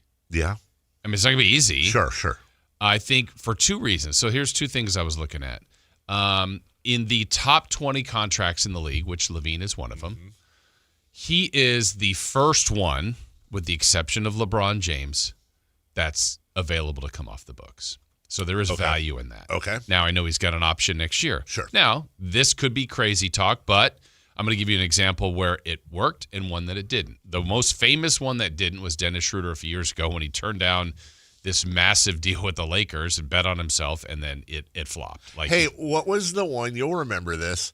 This is a long time ago. What was the one where the guy's agent, was that Bonzi? Yeah. Remember when Bonzi's agent forgot to send the fax? Something like that, and he was going to get a massive deal. And didn't that cost him like $32 million back something then? Crazy. Anyway, sorry, go ahead. You remember that. But then like Bradley Beal, James Harden had they're not going to turn down a player option. They did. Yeah. And they became free agents. Yeah. And then they got a longer. Yes. Not necessarily more. Zach's, I think, going to make 49 million next year. Which seems crazy to turn down. Yes. Here's a team. Just what if Zach's agent says, you know what, you're 30. Mm-hmm. He's playing great. Let's just say he knocks a few points off that he plays this whole year with the Kings. He's averaging 26 points a game. I think he would be coveted if he went into the free agent market. Now, he's probably not going to make 49. No. But he could get a 4-year, $120 million deal at 30 a year. Maybe I'm going to tell you a team that has some money. Okay. The Lakers. Sure. He'd be great there. He's from L.A. UCLA, right? He's from Seattle, but he went to UCLA. Yeah. Right. That's just a team. No. So it seems right now like, oh my gosh, Zach makes this much, and he's an option. He's not going to turn that down. Well, or the other. So that's one road. If agent and players say, maybe I'd like to be on a team that's got more contention. I'd rather this is probably my last good contract. Yep. If I wait one more year, do I hurt I don't know. That's something to think about. And then the second part is by being that he's the first one that's available, like his contract would be up. Yes. For example, this is not one I would suggest the Kings, but Joel Embiid's contract is awful. It's awful. Yeah. Now, that's not the trade you make, but could you go, well, I'd rather be out of a contract sooner on these $50 million guys than – so I think that's the kind of other trade that you could make. That's not a good example. No, but I'm looking at it right now, by the way. Embiid makes 55 this year, 59 next year, 64 the year after, 70 the year after. Yeah. Like here's one. Now, probably a stretch, but if you called Danny Ainge and said, hey, Lauri Markkanen would be a really good fit here. Sure. Oh, why would we trade Markkanen? Well, he's got one more year at that high salary than Zach LaVine does. And if he's in that option part, or 2 more. 2 more years. Okay, well, Utah's playing okay right now. LaVine and Markkanen works. Now, it seems like, who says no? Well, maybe Utah does. Well, do they want to be out of a contract sooner? I think there's ways to do it. It's certainly not easy. Doesn't mean it's going to happen. But I honestly think they could trade DeRozan. I think they could trade Monk. I think you have like Saric and others that could be added in. Like, they've got some roads here to do this. Yes. It's just you've got to find the right team, the right fit, and I hope in the process they're either getting some better fit players to this current roster and or picks for the future. That is fascinating, Jason Ross. That is really fascinating. I never really thought of it like this. And yes, Markkanen for LaVine straight across works via trade machine. Yeah, which helps the Kings. I don't know. I would think it would help the Jazz, but it also would be a spot where they go, we also could move on quicker. And again, it's not impossible. I don't think that's the exact right thing, but let's put ourselves in Scott Perry's chair.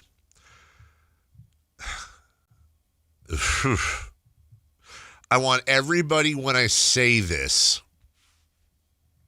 to try to shout down the better angels in your head that just want change for the sake of change. Not saying that'll change your mind. I'm just saying, if Ainge called and said, I'll give you Markkanen for LaVine straight up. Now, my first inclination is let's freaking go. Yeah. You put Markkanen, who's younger, in there. Probably would you do it with also another pick thrown in? From Utah? No, from the Kings. So here's the problem. Let me argue against this. I mean, I don't want to do it that way. I'm just thinking I'm Ainge. Ainge always wants more. I'm saying let's say Ainge offers it straight up. Mm-hmm. That's a tough decision. Here's why. On the surface, Markkanen instantly, now all of a sudden you have Sabonis at the 5, Markkanen at the 4, you have the stretch there, you've cleared out part of your backcourt. Like on paper, it checks a lot of the boxes we want to check. But to your point, now you've instead of exploring the opportunity that, by the way, Zach LaVine may technically not opt in. I think he will, but he may. Yeah. That means we're on our last year of Zach's contract. Right. Whereas Markkanen is 3 more years at 46, 50, and 53. The question you have to ask yourself is, this is a good trade right now. It is. Right. I think there's not an argument that is a good trade for the Sacramento Kings right now. But are we going to be sitting here in a year or two going, okay, well, now we're back to 40-something wins with Markkanen? I mean, we're not really – are we is there a chance that we're contenders with Markkanen, Sabonis, Keegan Murray, and then, I don't know, Reynaud, Clifford, whatever the hell else we do? Or are we right back to purgatory where, well, we're going to win somewhere in the 40s. Right. We're going to make a play. And Markkanen, I think that move is good enough right now. If they made that move tomorrow, I think that's good enough to guarantee us a play-in spot. Yeah. But so we improved the team. You make a trade if you improve the team, right? But usually, but that's where it becomes 4D chess is, okay, but are you improving the team enough? Right. And that's a challenge. I think that's going to be today's poll. We got to go. All right, so 2 for Matt. I know I'm shamelessly pumping the poll here. When we come back, Kelly Brothers, he's good at business. He'll join us next. He'll bring energy to the show that we all are looking for each and every day when he is good at business with us. What we like to call big business energy. Just like the energy situations your friends at American Energy Heating and Air will help you with. Now American Energy Home Pros, home professionals, that's their government name, because they do plumbing now. We're so excited to be able to announce they do plumbing, heating, air conditioning. If you're a member of the club, you get 10% off everything. But right now, they're doing 10% off for everybody for plumbing. Want to make it happen, Cap, just for you? Give them a call. Company call that's been serving the greater Sacramento area since 1981. 916-520-9990. That's 916-520-9990. Your American Energy Air.com. American Energy, making the uncomfortable comfortable. Kelly Brothers is in France. He will not be on next. We just got that breaking news. That's fine. Good thing we had other stuff coming to you. Your phone calls at 1-800-920-1140. Your text at 916-339-1140.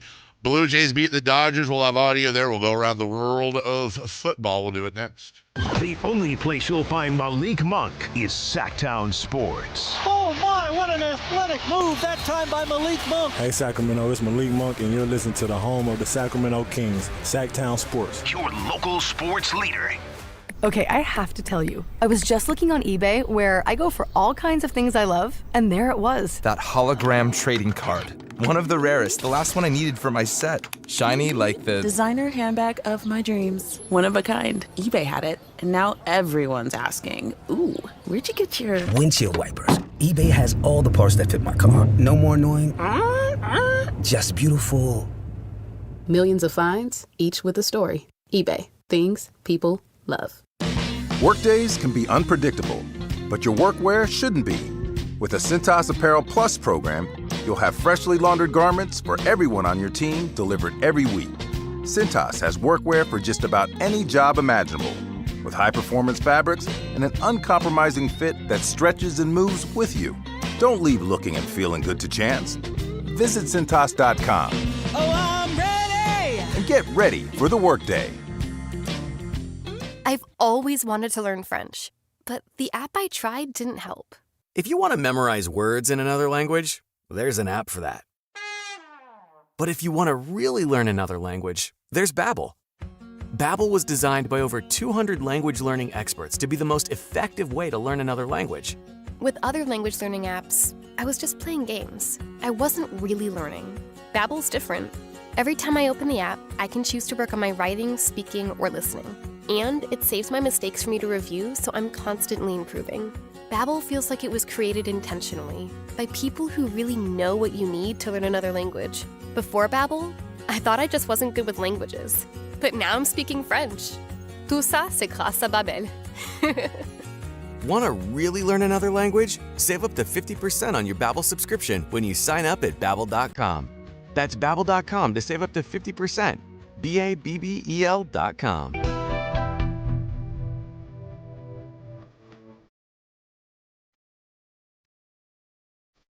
The only place in the morning to get your sports fix. Live and vocal. The Carmichael Dave Show with Jason Ross.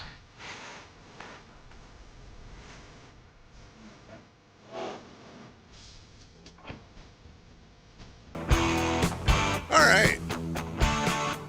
Just hung up with my son. The birthday boy. The birthday boy. Man. Yeah, birthday boy. Oh, yeah, he's a big boy. Not for a few hours. He was born in the 11 a.m. hour. Yeah, but it's the day. Yeah. You count it today. So not only is he 17 today. He's only 17. What's the rest of the song? I forget the lyrics. I know it. Yeah, okay. The best advice I ever got around that age was from 16 to 21. It's going to feel like such a long time of your life. Yeah. It's going to just be like, gosh, when am I going to get started? Right. And right after you turn 21, it's that. Yeah. And it's like, where did all of that time go? Oh, it doesn't. This is a fact. I think unless you're in jail or something or doing something that's horrible, that like, yeah, they say time flies while you're having fun, right? Well, if you're not having fun, this is different. But it just gets faster.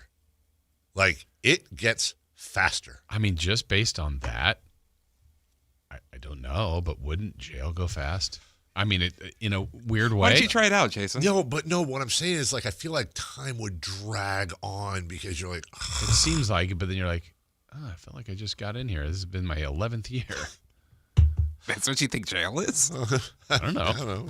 Well, I don't know why. I mean, I think universally life goes faster for everybody. So yes, I would think based on before you got to jail, this is my guess. Yeah. It's like, oh, it was slower when I was in school, or this was slow. And so now I'm here. And I got the compromise. Okay. I think jail, the older you are, jail goes quicker than if you were in jail when you were younger. Yeah. I think if you go into jail at 40, it's going to go quicker than if you went into jail at 18.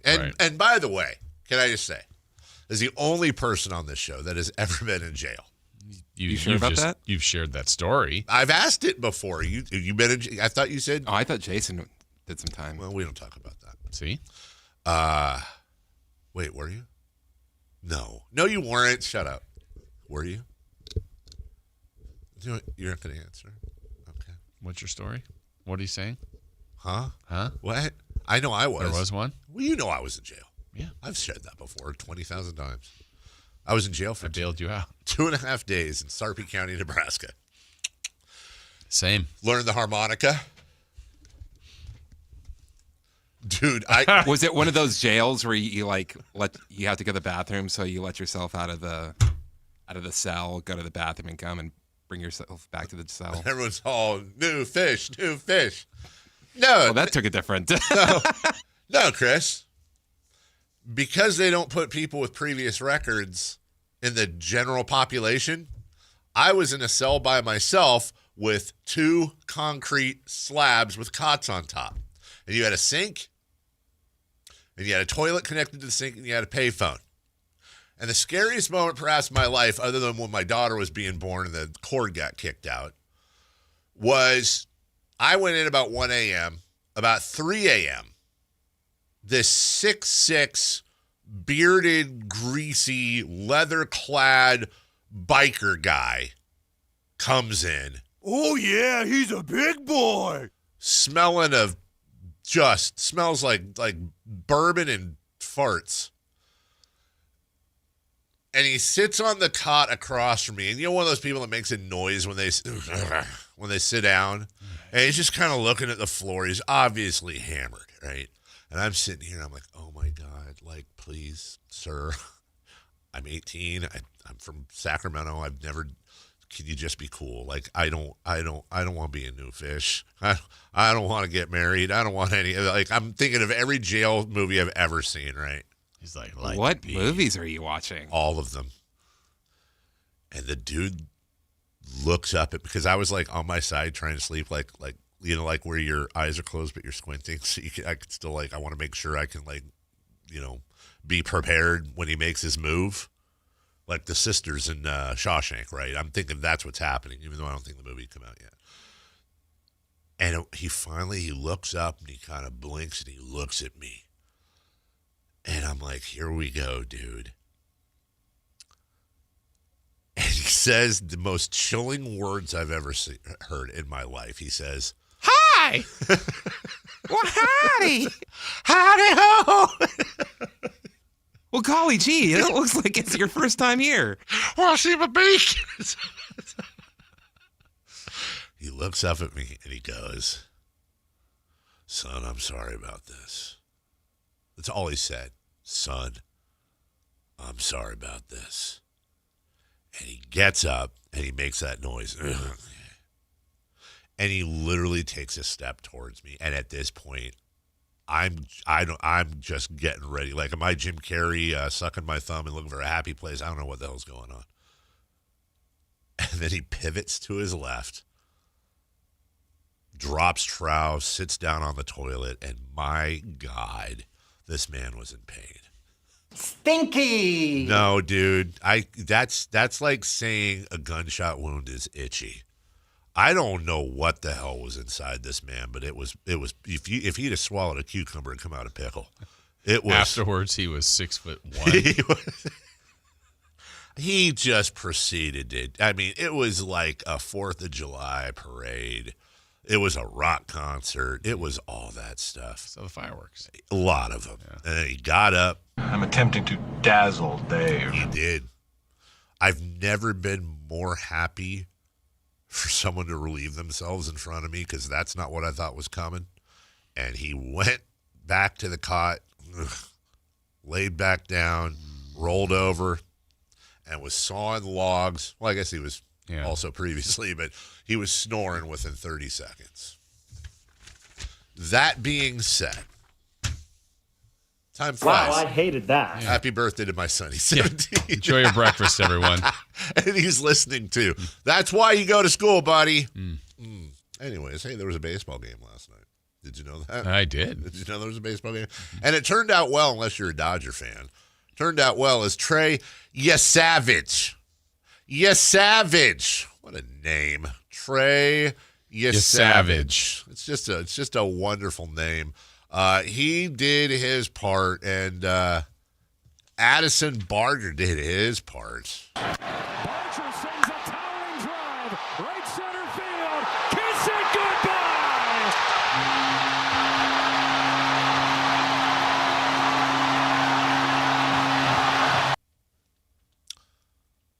Hey, this guy Kirk's pretty good too, isn't he? Yeah, I know. I caught it too. I'm just running through. I just caught it. I caught the same thing. Looking up at the fence. See you later. I caught it, Jason. Are you sure? You just can't stop him right now. A 9-run inning, a 2-run homer. It's 11-2 Blue Jays in the 6th. So on the heels of blowing the Dodgers out like that earlier in the series, in Game 1, so that kind of set the tone for everything. Last night was a whole different ballgame. They didn't blow him out like that, but Davis Schneider led off the inning. A lot of people were like, why is Davis Schneider leading off? Here's why Davis Schneider. Snell into the line. Here's the first pitch of Game 5 of the World Series, and it's hit high, left field and deep. Call back at the track, leaps at the wall, and that ball is gone. A first pitch homer for Davis Schneider, and the Blue Jays take the lead in the first. Welcome to Game 5. Welcome to Game 5. So we go down the line, and let's go with sons of former fantasy players on our rotisserie teams for and one. And the 0-1. Vladdy rocks the ball. Left field and deep. Back to the wall. It is gone again. Back-to-back blasts in the first, and in 3 pitches, the Blue Jays lead 2-0. That was crazy. The first 3 pitches, 2 home runs. They set the tone. Yep. They set the tone. So, like, we laid out what happened in Game 1, setting the tone for the series. Now we laid out what happened for Game 5, setting the tone for the game. Did I mention sons of former players that used to be on my fantasy team? How about Bo Bichette? Enriquez trying to avoid walking the bases loaded. And the pitch is lined, slicing down and right. Base hit! Coming around third, Jimenez. Vladdy going first to third. Jimenez in to score. RBI single, Bo Bichette. It's the Blue Jays 5, the Dodgers 1 in the top of the 7th. Very proud dad moment last night, speaking of my son. So I was explaining how Vladimir Guerrero Sr. was just a super stud. Bo Bichette, his dad, Dante Bichette, was a super stud. I started talking to Mason about those Colorado Rockies, who I love those teams. I was still a Giants fan, but those Rockies teams, when Coors Field first happened, those were fun teams to watch. Yeah. Larry Walker, Dante Bichette, and I blanked because there was one other guy in that 3, 4, 5, and I blanked. And then Mason goes, wasn't it? Do you remember who? Vinny Castilla. Vinny Castilla. He knew? He got it. He got it. Wow. And I was like, wait, what? But that's right, because he reads baseball cards. That's his reading at night, is he just reads baseball and basketball cards. He's obsessed with it. I was so proud because, dude, Vinny Castilla is one of those guys that, I don't know what section he's in. He's not a forgotten player, but I feel like people. Well, you forgot him. Yeah, right. That's a great point. I feel like he's one of those players in the ether that if you were there, he was so good for a while. But also, it's not a Hall of Fame. He doesn't go in that category of, like, greatest players of all time. But, man, oh, man, oh, man. Dodgers go on to lose. Blue Jays have to simply win 1 of 2 games in Toronto. So close. And I would be fine with the Blue Jays winning anywhere. But, man, I always like it when teams clinch championships at home. It's just such a cooler scene than when they do it on the road. It's so dumb. So hopefully that'll happen. Or so it's either their celebration in front of everybody or just misery. Absolutely. Losing on the road. Or losing at home, excuse me. Dodgers winning it. Game 7. And then as we go to break, let me just give some advice to the texters, 916-339-1140. I always welcome in jokes on the text line, but you don't have to put in parentheses, not for the air. I can make that deterrent. When I read the joke, it's very obvious it's not for the air. It's okay. I'm just saying. Well, read it. I'll say this. I'll read the first part. The biker said, I can't read any of the rest of it. The one from prison? Yeah, it's apparently a prison joke. Gotcha. But all I needed to do was read a couple of keywords in there, and I knew right. It's not like I was going to read and go, oh, man, I shouldn't have put that on the air. Not with the words that are involved. I'll tell you guys during the break. When we come back, hey, let's move on. Let's move on. It's my wife's favorite segment. Kings Rewind. Win, lose, tie. What? Doesn't matter. There will be a rewind, and it will happen next. You never know what you might hear when listening to a Sacramento Kings game. Out of Keegan, going for another triple. Man, is he feeling it. Keegan, can he do it? Yes, there's number 11, Keegan Murray. Keegan steps back. He just knocked down his 12th three-pointer, a Kings franchise record. He's got 45 points. Never miss a moment of Sacramento Kings basketball with Sactown Sports and the Sactown Sports app. Need cash fast? Tap into the value of your home with a home equity line of credit from Valley Strong Credit Union. Whether it's for home improvements, debt consolidation, or that dream vacation, you can get your cash offer in minutes. That's right, just minutes to unlock the power of your home's equity with no hard credit pull to see how much cash you can get. No stress, no waiting. Just smart local banking that puts you first. Grow your possibilities with Valley Strong Credit Union. Visit valleystrong.com to get started today. The deals are on now at the model year-end sales event at Folsom Lake Honda, your one-stop Honda shop. Looking to own or lease? Save on year-end models and drive a brand new Accord or Civic. Visit us today at FolsomLakeHonda.com, your one-stop Honda shop. As a family-owned and operated dealership since 2009, customer service is our #1 priority. Our customers love doing business with us, and you will too. Folsom Lake Honda. Go to FolsomLakeHonda.com. Your one-stop Honda shop. If you're 55 or older and into that whole saving money thing, T-Mobile has an exclusive phone and internet bundle just for you. Right now, get 2 unlimited phone lines plus 5G home internet for just $30 each per month with autopay, plus taxes and fees. And with 5G home internet, setup is easy with just 1 cord and no technician needed, which is great if you're also into that whole keeping it simple thing. Switch now and experience the best mobile network in the U.S. Visit your local store to start saving. T-Mobile, it's better over here.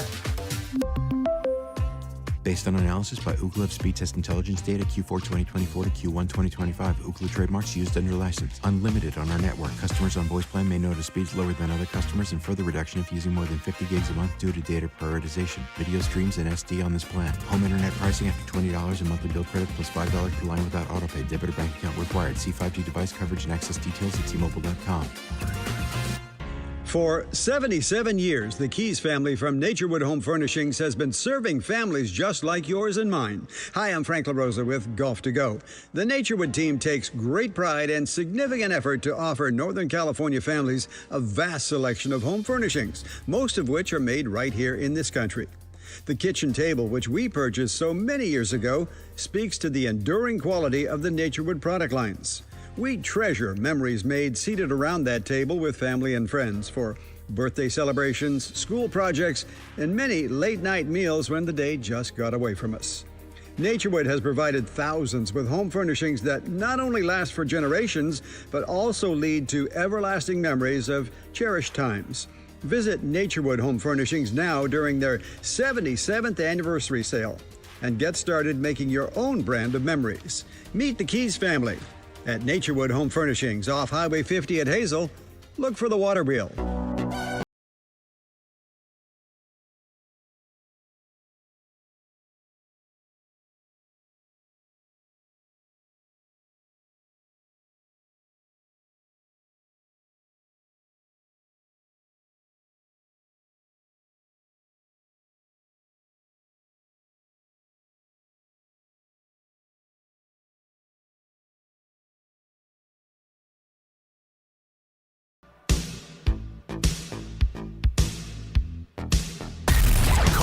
Dave. He has very good sources, and he just kind of tells it as it is and gets to the point. Jason Ross. He has a lot of pretty smart things to say. He's good at what he does. On Sactown Sports. Getting a lot of names in like Ellis Burks, Todd Helton. Yeah, those Rockies teams had a lot of. But that 3-4-5 Walker, Bichette, I think it was actually Bichette Walker. No, it was Bichette Castillo Walker, I think. I want to say Walker. And then, wasn't Galarraga there too? Yes. Yeah. Andres Galarraga was there for the big cat. A while, the big cat, former Giant. These former names Expo. remind me, if you guys get a chance, check out the Expos documentary. I've heard on that's Netflix. really good. I downloaded for the trip. Have you seen not seen it, but seen of the Iverson doc on how his career got started on Amazon? And a lot of people got started on Amazon. Driver. I remember he left Georgetown after his freshman year, and he got in a brawl at a bowling alley, and there was talk like, "Ooh, he may never play in the NBA." His career got started a little strange, but what a career that ended up being, huh? Yeah. Right. Hall of Famer. So you downloaded that. You won't watch it. Expensive basketball. Shay's got a whole chapter on the step over of Ty Lue. Yeah. That was expensive. Yeah, very. Downloaded that. Downloaded a season of. I'm trying to rewatch Blacklist. Downloaded a season of that, and I downloaded a season of the show Reacher on Amazon. Perfect. All to play video games on the plane. All to play. Probably a Royal Match on my phone. Perfect. Yeah, exactly. Kings Rewind right now, please.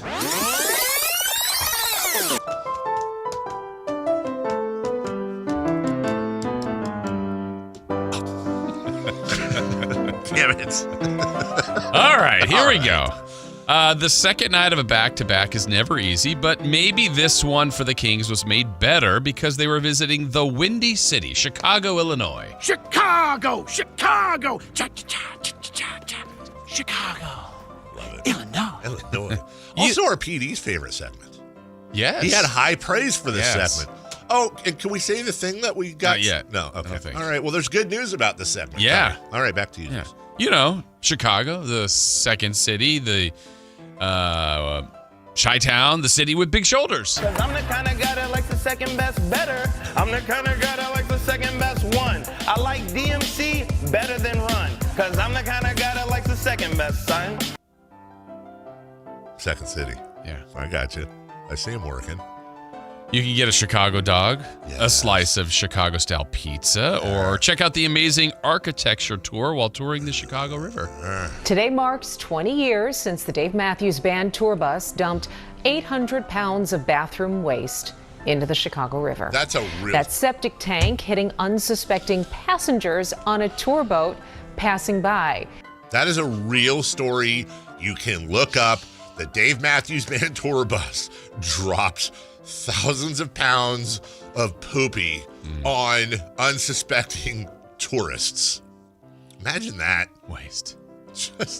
Waste. It was duty. Yeah. And it landed on people. Duty free. Expensive duty. Yeah. Coming from the Chase problem Ronald. was I ate too much. I drank too much. Too much. Well, okay. Hollywood is also infatuated with Chicago. For example, iconic movies like Ferris Bueller. Oh, well, he's very popular, Ed. The sportos, the motorheads, geeks, sluts, bloods, wastoids, dweebies, dickheads. They all adore him. They think he's a righteous dude. All right. Wow, rewind a little. Right? Just want to say, good job, you two, putting this together. I'm always in awe. Also, Blues Brothers. We're on a mission from God. Home Alone. Did anyone order me plain cheese? Oh, yeah, we did. If you want any, somebody's gonna have to barf it all up, because it's gone. Get a plate.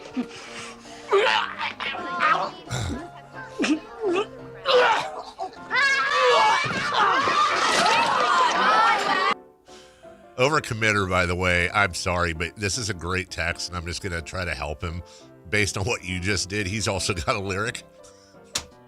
Open up and dump that poop on them tourists. A little baby. That's a great line. That's very well done, Overcommitter. Back to you. Okay, and also The Fugitive was filmed in or based on being in Chicago.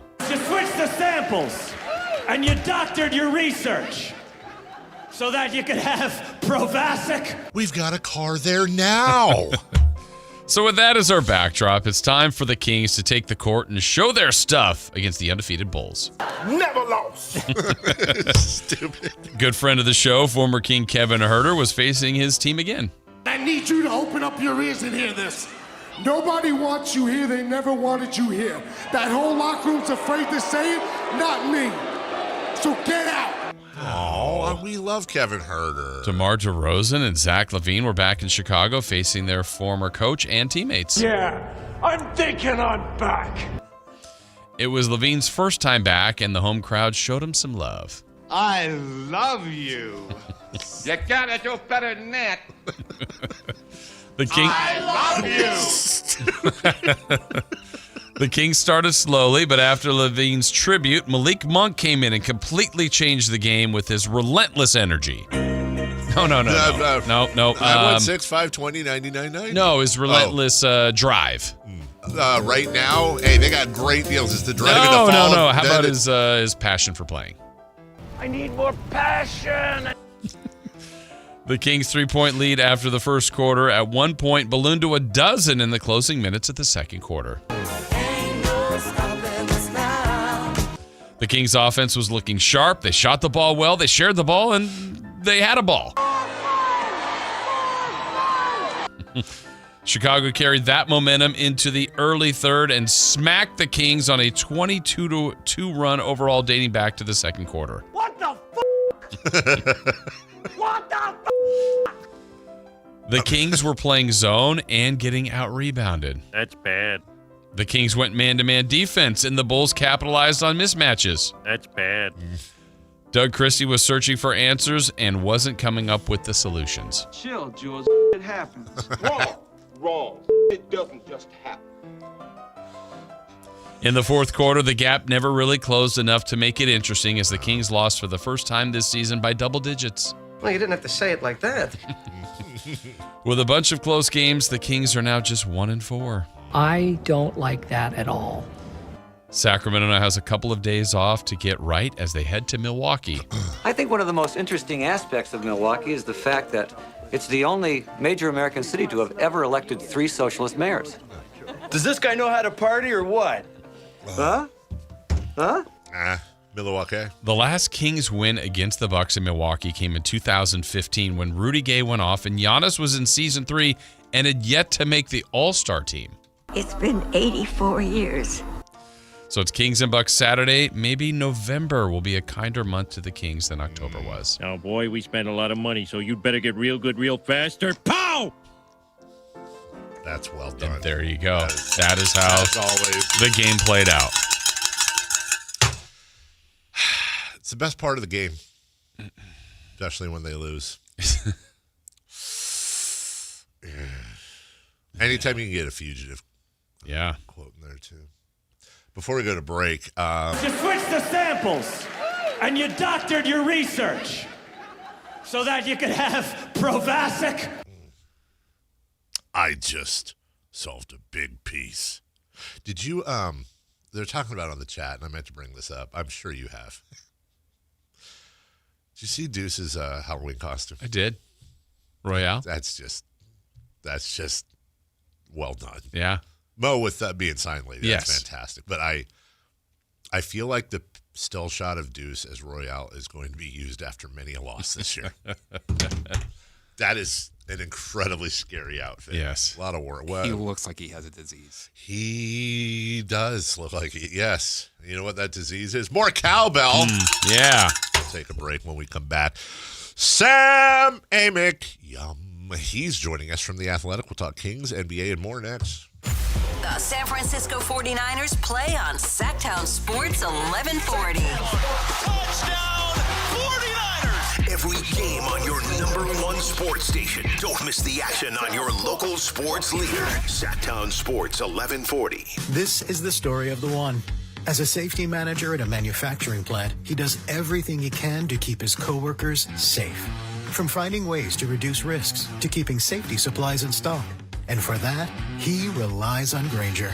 Grainger offers a broad range of quality products and next-day delivery, so he can always play it safe. Call 1-800-GRAINGER, click Grainger.com, or just stop by. Grainger, for the ones who get it done. Hey everyone, it's Kyle Draper here. If you're in the market for a new car, let me tell you about my experience with Mercedes-Benz of Stockton. From the moment I walked into their state-of-the-art showroom, I knew I was making the right choice. There was no pressure from the sales staff, and if I'm being honest, I felt like a kid in a candy store. I settled on the all-electric EQS SUV, and let me tell you why. First of all, the comfort. After a long day at work, I actually look forward to being in my car. It has several different massage settings, including my favorite, hot relaxing back. Plus, the seat heating and cooling features are perfect for the hot summer or those chilly mornings. Mercedes-Benz has the reputation of making the finest cars in the world. Now it's your turn to experience what I already know. Mercedes-Benz of Stockton is the best car buying experience you'll ever have. They're just a short drive down I-5, or you can shop online anytime at mbofstockton.com. That's mbofstockton.com, and tell them Drape sent you. Remember when they used to ask, what do you want to be when you grow up? At Bank of America, we ask every day, what would you like the power to do? When you work here, you help build businesses, inspire communities, and forge legacies. And now we've raised our U.S. minimum wage to $25 an hour. So the opportunity to do more also comes with competitive pay. Learn more at bankofamerica.com/25. Bank of America, proud to be an equal opportunity employer. Wesley Financial Group is not a law firm, and Chuck McDowell definitely not an attorney. This is Chuck. If someone talked you into buying something really silly and you want to get out of that silly little thing, my advice, get the facts. Call me and I'll send you our timeshare exit kit absolutely free. Inside, you'll learn how timeshare works and all your options for cancellation. Call Wesley now for your free exit info kit. 800-329-2121. That's 800-329-2121. Diabetes, high blood pressure, anxiety meds, everyone's on them. If you're a 50-year-old male, maybe a bit porky, and you may even have type 2 diabetes, $1 million of term insurance may only cost you about $200 a month. Call Term Provider. Speak with Big Lou at 800-777-1225. Big Lou will find a term life policy for you even if you have type 2 diabetes, are overweight, or have high blood pressure. Term Provider has helped thousands of people like you who think they can't afford term life insurance. To buy $1 million of affordable term life for you, all you need to do is call Big Lou at 800-777-1225. Lou will make sure the scales are tipped in your favor. Call 800-777-1225. Big Lou will answer your call and work to fit you into a term life policy that you can afford. Remember, Big Lou's like you. He's on meds too. Call 800-777-1225 or biglou.com. KHD1 Sacramento, KYMX HD3 Sacramento. From the Power Business Technology Toshiba Studios. Sacramento's official home of the 49ers. San Francisco. Sactown Sports, 1140. The Carmichael Dave Show. He's on the microphone when he's not on the microphone. He's playing a song, and when he's not playing a song, he's on the microphone, and then boom. With Jason Ross. No, he didn't. Yes, he did.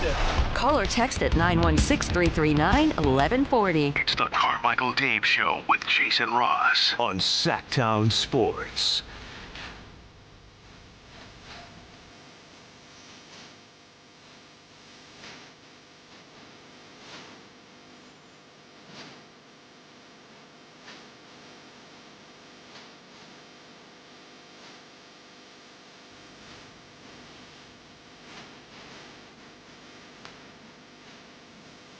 Milk does about good. Sam Amik will join us, we think, hopefully, soon. So it gives me a moment to share a couple things. Since I don't think it's going to be a while, I want to get this out of the way right now for you because I know you're waiting on it. Trevor Noah, Thunder Valley. Thank you, Jason. November 7th. The venue at Thunder Valley. 916-339-1140. Going to give you the code word of the day. Text it in. Your chance to win. Today's code word, which I promise we'll get right the first time, is the same thing you're going to be doing a lot of when you're there. Laugh. L-A-U-G-H. Laugh. 916-339-1140. Jason. Yes. Austin Reeves this season is having a wonderful year. He is second in points. He leads the league in assists.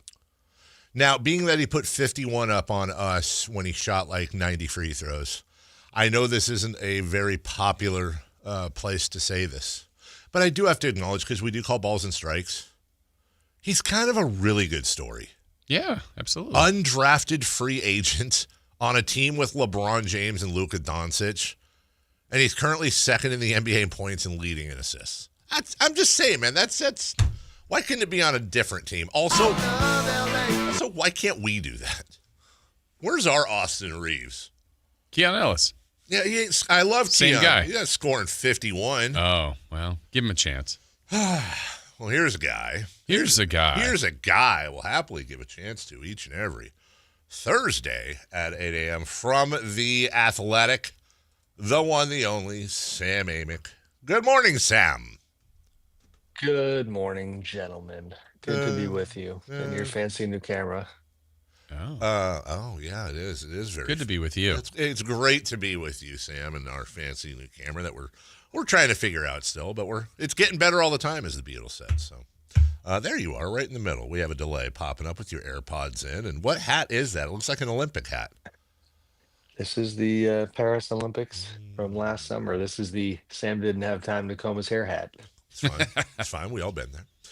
Let's start with our Sacramento Kings, Sam, and by our I mean ours, because not yours. You're a journalist. You have no team, but we do, and it's the Sacramento Kings, and they're 1-4. Sam, I proposed a thought that I always love for you to poke holes in. I'm trying to think positive here because I'm not a positive guy. Any chance Scott Perry's just kind of rebuilding, and I don't want to say tanking, but if you look at all his moves through the lens of a guy that knows that this franchise historically avoids rebuilds like the plague, a lot of his moves make sense if he's just saying, you know what, I'm going to do it anyways. I turned over all but one of the next roster within almost a year and a half of being there. Just kind of feels like maybe there's a chance he kind of knows what he's doing with this team being as weird as it is. Am I giving him too much credit?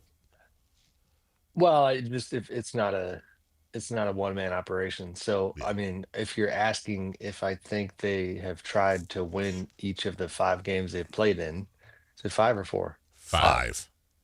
Yeah, 1-4. 1-4. Then no, I don't think that's plausible. They are disappointed.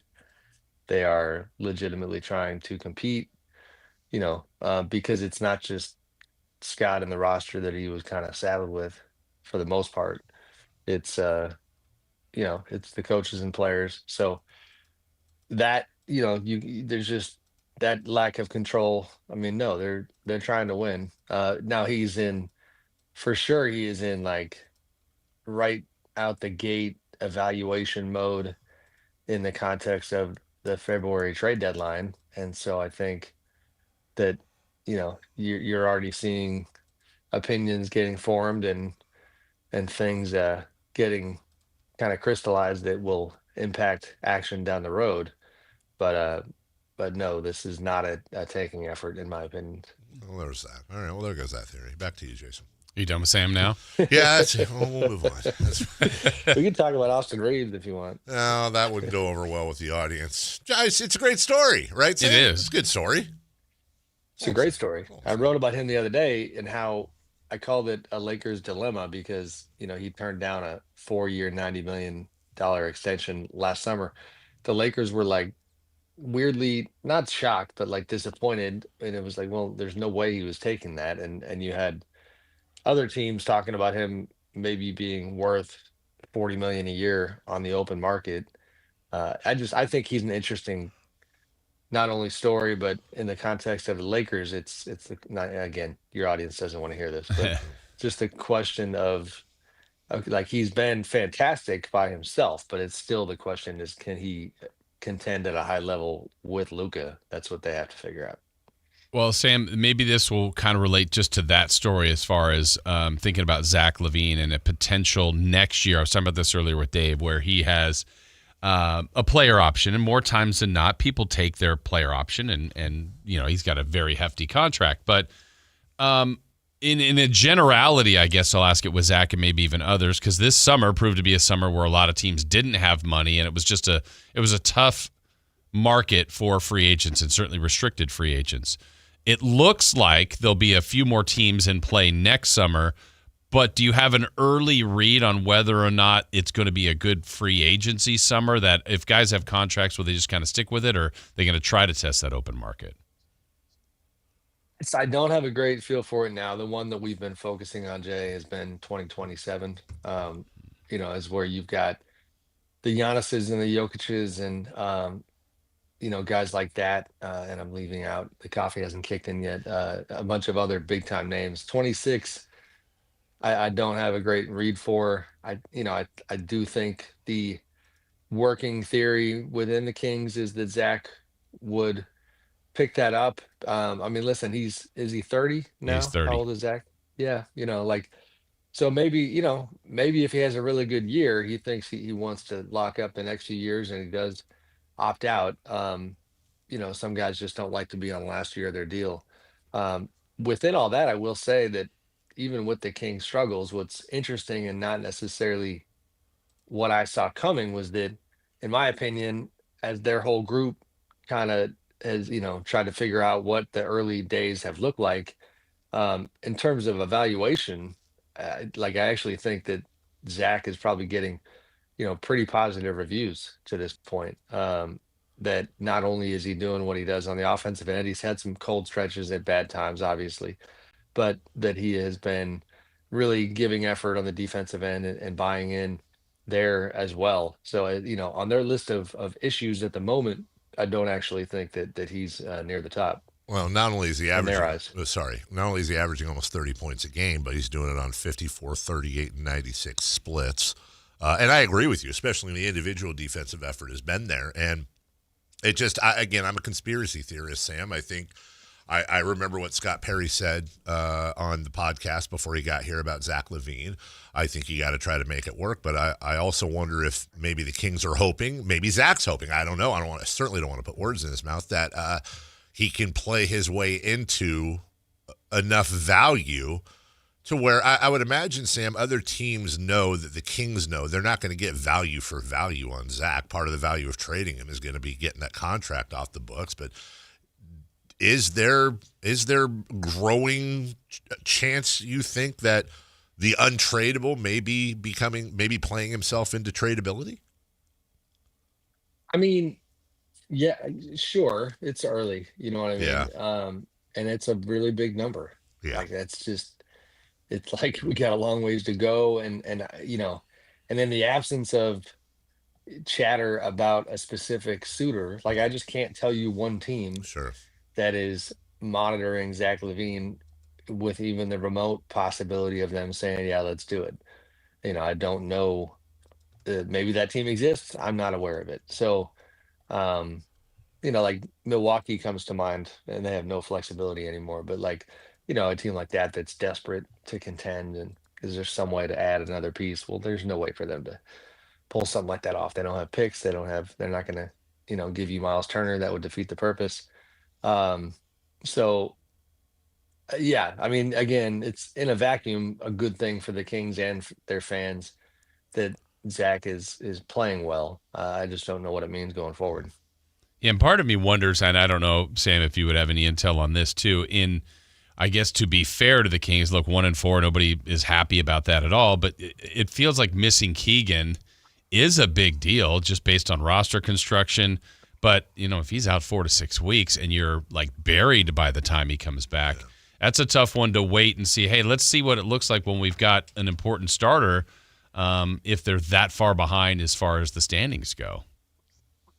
For sure. And how many games? What's the knee Clifford situation? I think it could be soon, because I know it's reevaluated in a week. We're basically just about there. So Yeah, I mean, I had someone with the team tell me, even that is, you don't normally point to a rookie and highlight the absence, but he has size and they could use it right now. And so for sure, missing Keegan is an issue. I I don't know how else to frame it other than, I was thinking about like when I wrote about the Russell Westbrook edition, the basic tone of it was maybe this will work, but the fine print was they're not going anywhere anyway, so who really cares that much?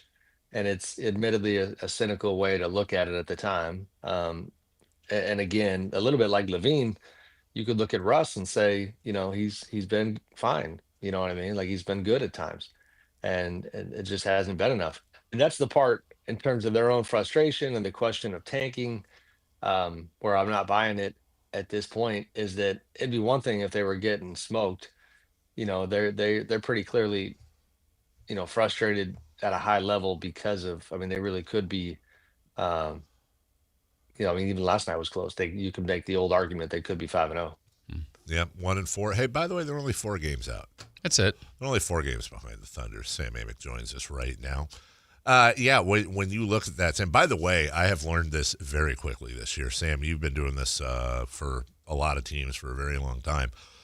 I have never come across the Russ Westbrook social media horde.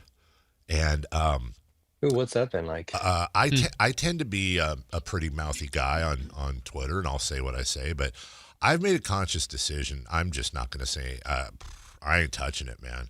I have seen, this horde is brutal. The Russ horde, oh my God. I have seen them. It's like piranhas, dude, on a ham steak. Like, I have seen them go after some fellow Kings tweeters that have been mainly critical on Russ, and it's like the skeleton is all that's left when they're done with this person.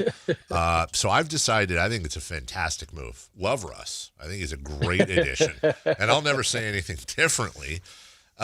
You've dealt with that stuff for a long time, though, Sam. And really, when you have Russ, when you have Zach LaVine, this roster construction is a tiny bit goofy. But to your point, they don't have Nate Clifford. They don't have especially Keegan Murray. They're 1-4. They played an amazingly tough schedule. So, can you even begin to grade this? Can you even be able to analyze and grade this team yet based on all that, or do we still not know what the hell they are? Well, you still don't know, and I'm looking down because I'm going to try to peek at their schedule here. Good luck. It's rough coming up. Sam, I'll help you. And by the way, I'll do this for the audience just to remind I know they them. got that homestand. Put it this way. Yeah. That homestand, that if you have a national writer in town who gets excited about your upcoming homestand because a bunch of high-profile teams are coming through. That's bad. The opposite calculus of the home team themselves. So I do remember that part. Yeah. At Milwaukee, at Denver, that finishes the road trip. And then they go Golden State, OKC, Minnesota, Denver. I've said Atlanta November 12th is the line of demarcation. That ends that homestand before, hold on. Then they go back out and go at Minnesota, at San Antonio, at Oklahoma City, then at Memphis on a back-to-back, then at Denver. Then they come home from Minnesota November 24th. It's as brutal a schedule as there is to start the season, and I got to think the most brutal schedule in the league to start the season.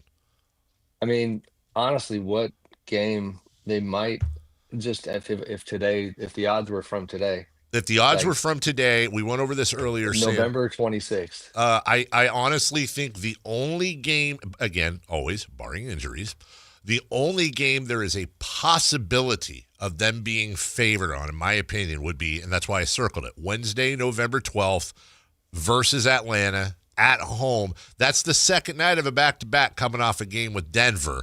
But I could see maybe the Kings 1.5, 2.5 point favorites, and I'm being generous. After that, I don't see that. You don't? Yeah. Okay. I'm searching. So after that, then I don't see them being possibly it's Phoenix and Utah in late November. Yeah. Oh my gosh. Yeah. Sam's seeing this in real time and living it out. It's a bloodbath, dude. I'm gonna switch from coffee to something else. Yeah, Sam, officially just in that first 18, just for your notes, I guess.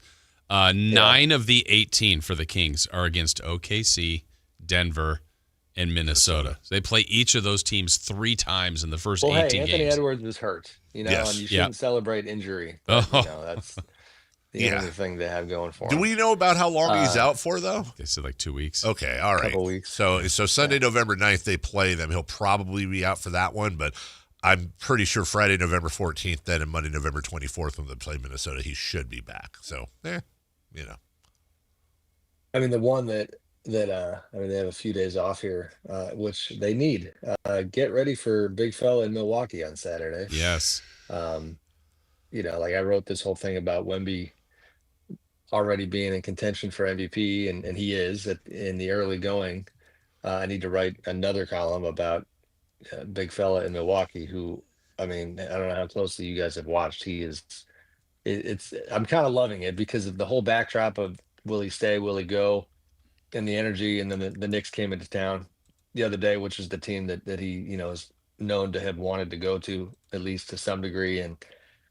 But he has flipped the script a bit and is playing like prime Wilt, or just prime Giannis, because that's who he is. So he is, I mean, he's going to have a field day. Are you saying Saturday. that? That is just insane. Are you trying to say that 36 points, 14 boards, 7 assists, 1.5 blocks, and a steal to go with splits of 70, 57, and 64? Are you saying that's good, Sam?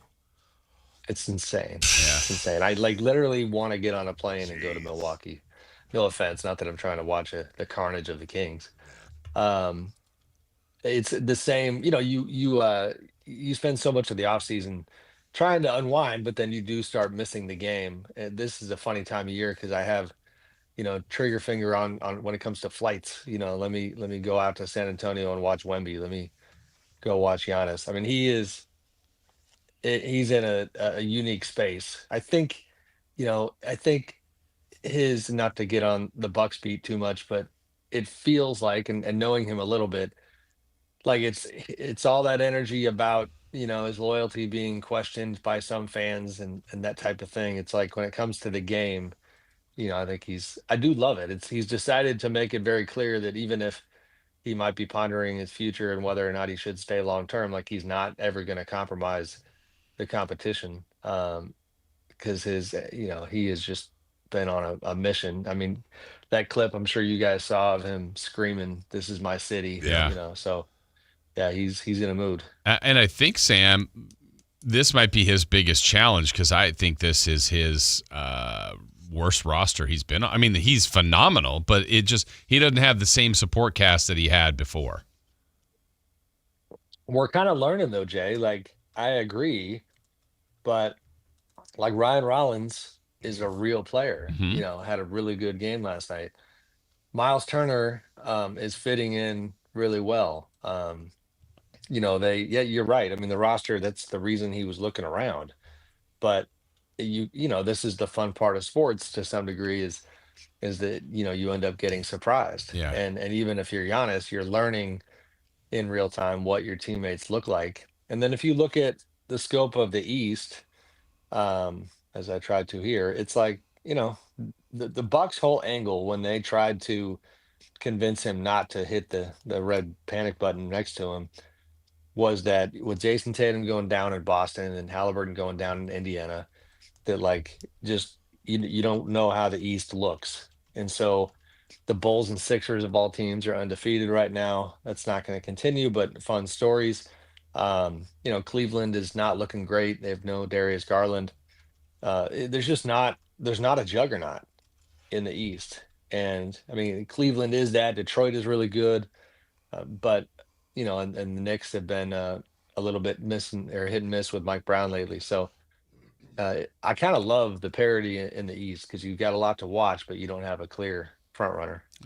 Bilateral Achilles tendinopathy can lead to an Achilles tear, particularly in serious cases of Achilles tendinitis. While tendinopathy refers to pain without a tear, it can progress to tendon rupture in instances. Therefore, managing it is crucial to prevent potential tears. I ask this because Anthony Davis left last night's game with what is being called as a sore lower leg issue. He had been listed as probable on the pregame injury report because of bilateral Achilles tendinopathy. Now, of course, we don't even want to put that in the ether, but are the Mavs at DEFCON 1 right now, or whatever the bad one is, when you're looking at Anthony Davis, who, let me just say with all respect, doesn't have the reputation of being the most Cal Ripken-esque person in basketball. Are they now on red alert with this guy? Yeah, it's not good. I mean, they're off to a tough start in general because you got the AD concerns. Cooper Flag hasn't really popped. He has had moments, but not consistently. They're one of those teams, not to the degree of the Kings, but like they want to win and might not have the firepower to do it. And the AD thing, I mean, they're still having fire Nico chants. Yeah. During the game, Nico Harrison, the GM who famously traded Luka Doncic. So yes, I mean it's not the entire wagon getting hitched to AD's backside, but it's a lot of it. And if he's having issues, Klay Thompson's not picking that up. Kyrie's obviously out. So yeah, that's tough for Dallas for sure. Jason, Klay Thompson looks like he might be done. Oof. He looks terrible this year. He can run to Megan and be happy with life. There you go. Sam, we're what? I mean, basically 1 week in. Some teams have played 4. Most teams have 4 or 5 games. It's way too early, but just early surprises, maybe positively, negatively for you so far from the league? Well, we do end up talking about things in the filter of the Kings, and and I'm trying to always be mindful of not rubbing things in. But when you see in Philly, like Dave said earlier, like, can we have an Austin Reeves? I'm sure the Kings fans are like, just give us something like that to get excited about. So in Philly, like this VJ Edgecombe kid is absurd. Yeah. Like I can't remember. Now he's obviously a very high pick, 3rd overall, but like a guy who in the first 5 games or 4, whatever it is, you're just like, oh, so he's a star. Like he's a bona fide star, and he's so much fun to watch, and he plays with a pace and a kind of an IQ that you don't typically see right out the gate. Explosiveness, sophisticated offensive game. Had an incredible athletic block the other day that was LeBron-esque, even and then some, just flying high to go get it. And that combination with Edgecombe and Maxey, who is doing all-star things, and as of yesterday, I think was leading the league in scoring. It's, the part of, I was happy or am happy for Sixers fans who have had their own torture the past couple of years. When they've got big time players in their program, but when the Joel Embiids and the Paul Georges of the world can't play, and you're literally thinking we're going to be title contenders, and then it just all falls apart. It's a heck of a plot twist to look up and say, wow, we're going to have this incredible backcourt that is going to pose problems for the opponent every single night and be must-see TV. So Philly is, especially when you have, to finish that one, a coach in Nick Nurse, a GM and Daryl Morey, who kind of were widely known to kind of go into the season somewhat on the hot seat. Things were getting uncomfortable out there, and VJ and Tyrese are so far changing the mood. I mean, the Bulls story, King saw it last night. I mean, that's definitely a surprise and kind of a fun one. We are certainly overlooking the champs, who just very methodically have been perfect so far. And then we mentioned Wemby. I mean, does that kind of give you my short list? The Wemby thing has been a lot of fun. My biggest thing is I felt like an outlier or kind of in the minority last year when I would nitpick, like, okay, he's great, but I'm tired of seeing him chuck 8 threes a game. So like this new version that is bodying people. And I mean, my God, the dream shake is so much fun to watch when he pulls it off, and his handle where he's going around the back in transition against, 6'2" guards who kind of don't know where the ball went. He's been on a different level. VJ Edgecombe, I think, is I agree with you. He's a story, one of the stories of the year. Born and raised in Bimini, Bahamas, lived off a generator and migrated to the U.S. when he was in 9th grade. Buddy Hield, he lists as his mentor. Anyone want to take a guess as to what VJ stands for? Oh, I have no idea. Yeah. I don't know what the J stands for, but, well, actually, I think I do. I just figured it out. So it's Valdez Drexel Edgecombe Jr. So my guess is V for Valdez, J for Junior. And I'm going to spend the rest of the day wondering if, you know what? Actually, I don't need to wonder, guys. We do this game a lot, Sam. Who would be a better player, Valdez Edgecombe or VJ? I think it's 100% VJ Edgecombe. Mm-hmm. That's just a better name. Sam, your thoughts? Also, sure, I'll go with VJ. Did you hear the fun nickname from Cade Scott, who obviously does a wonderful job on the Sixers broadcast? The backcourt of VJ Edgecombe and Tyrese Maxey, she has dubbed VJ Max. That's fantastic. That's fantastic. That is well done, Kate. I'm going to remember that. Good. All right. Well, we'll keep an eye on him, and we'll keep an eye, I'm sure, on the Sacramento Kings all year long, even though Sam shoots down all my conspiracy theories. That's fine. That's why we bring him on. Bring on the brains. Stop being a conspiracy theorist, by the way. I meant to tell you that. Why? Like, there's too many of those these days. You're right. No, what are you doing? Just Kings conspiracies. I don't believe in any other ones. All right. Sam Amik joining us. Thank you, Sam. We'll talk to you next week. All right, guys. Be good. Thank you. 4 down territory. Thursday night football as we get into week 9. Wow, can you believe it? Come on, man. We're way over halfway. No. Okay, we're exactly over halfway. Yeah, after this week, we're halfway. Exactly halfway. Halfway. Living on a prayer. Yeah. Halfway there. Ugh. We'll get to that, and Aiden Hutchinson's picking up the dinner bill and much more. We'll talk about it next. Download the Sactown Sports app. Sacramento sports in your pocket. This is Sactown Sports 1140. Time to tell you about SacLegalDefense.com. That's Jonathan Gonzalez. Gonzalez Law, the number is 916-304-9187. That's how you can reach him and ask the questions that you may have. Do I need representation? I'm not sure. Well, he will know. His group will know. They'll know how to help you.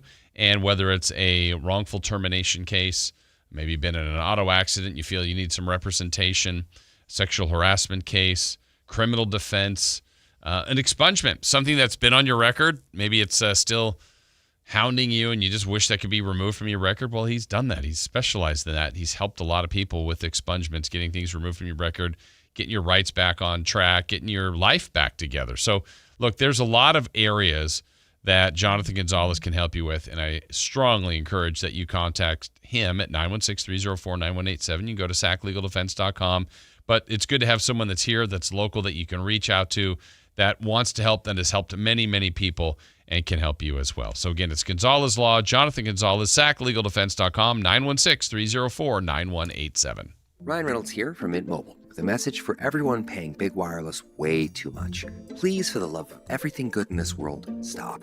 With Mint, you can get premium wireless for just $15 a month. Of course, if you enjoy overpaying, no judgments, but that's weird.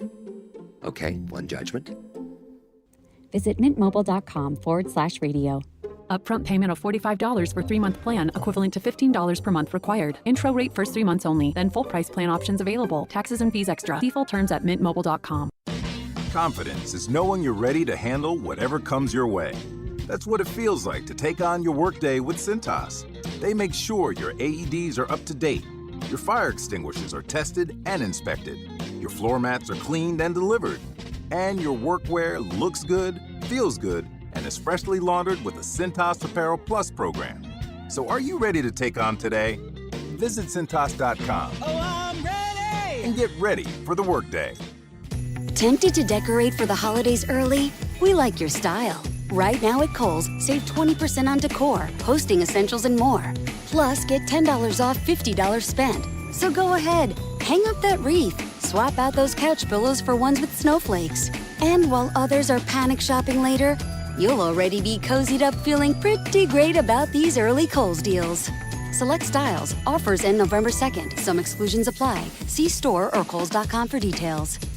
Wesley Financial Group is not a law firm, and Chuck McDowell definitely not an attorney. This is Chuck. If someone talked you into buying something really silly and you want to get out of that silly little thing, my advice, get the facts. Call me and I'll send you our timeshare exit kit absolutely free. Inside, you'll learn how timeshare works and all your options for cancellation. Call Wesley now for your free exit info kit. 800-838-6767. That's 800-838-6767. When the chill in the air sends shivers down your spine, don't let your home turn into a haunted house. Keep things cozy and safe with Maverick Electric, your local family-owned team you can trust. Maverick Electric cares about the families they serve because they're part of this community too. So before the real chill sets in, schedule your seasonal tune-up.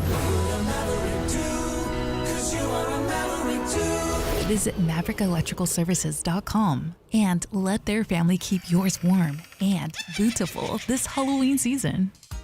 Need cash fast? Tap into the value of your home with a home equity line of credit from Valley Strong Credit Union. Whether it's for home improvements, debt consolidation, or that dream vacation, you can get your cash offer in minutes. That's right, just minutes to unlock the power of your home's equity with no hard credit pull to see how much cash you can get. No stress, no waiting. Just smart local banking that puts you first. Grow your possibilities with Valley Strong Credit Union. Visit valleystrong.com to get started today.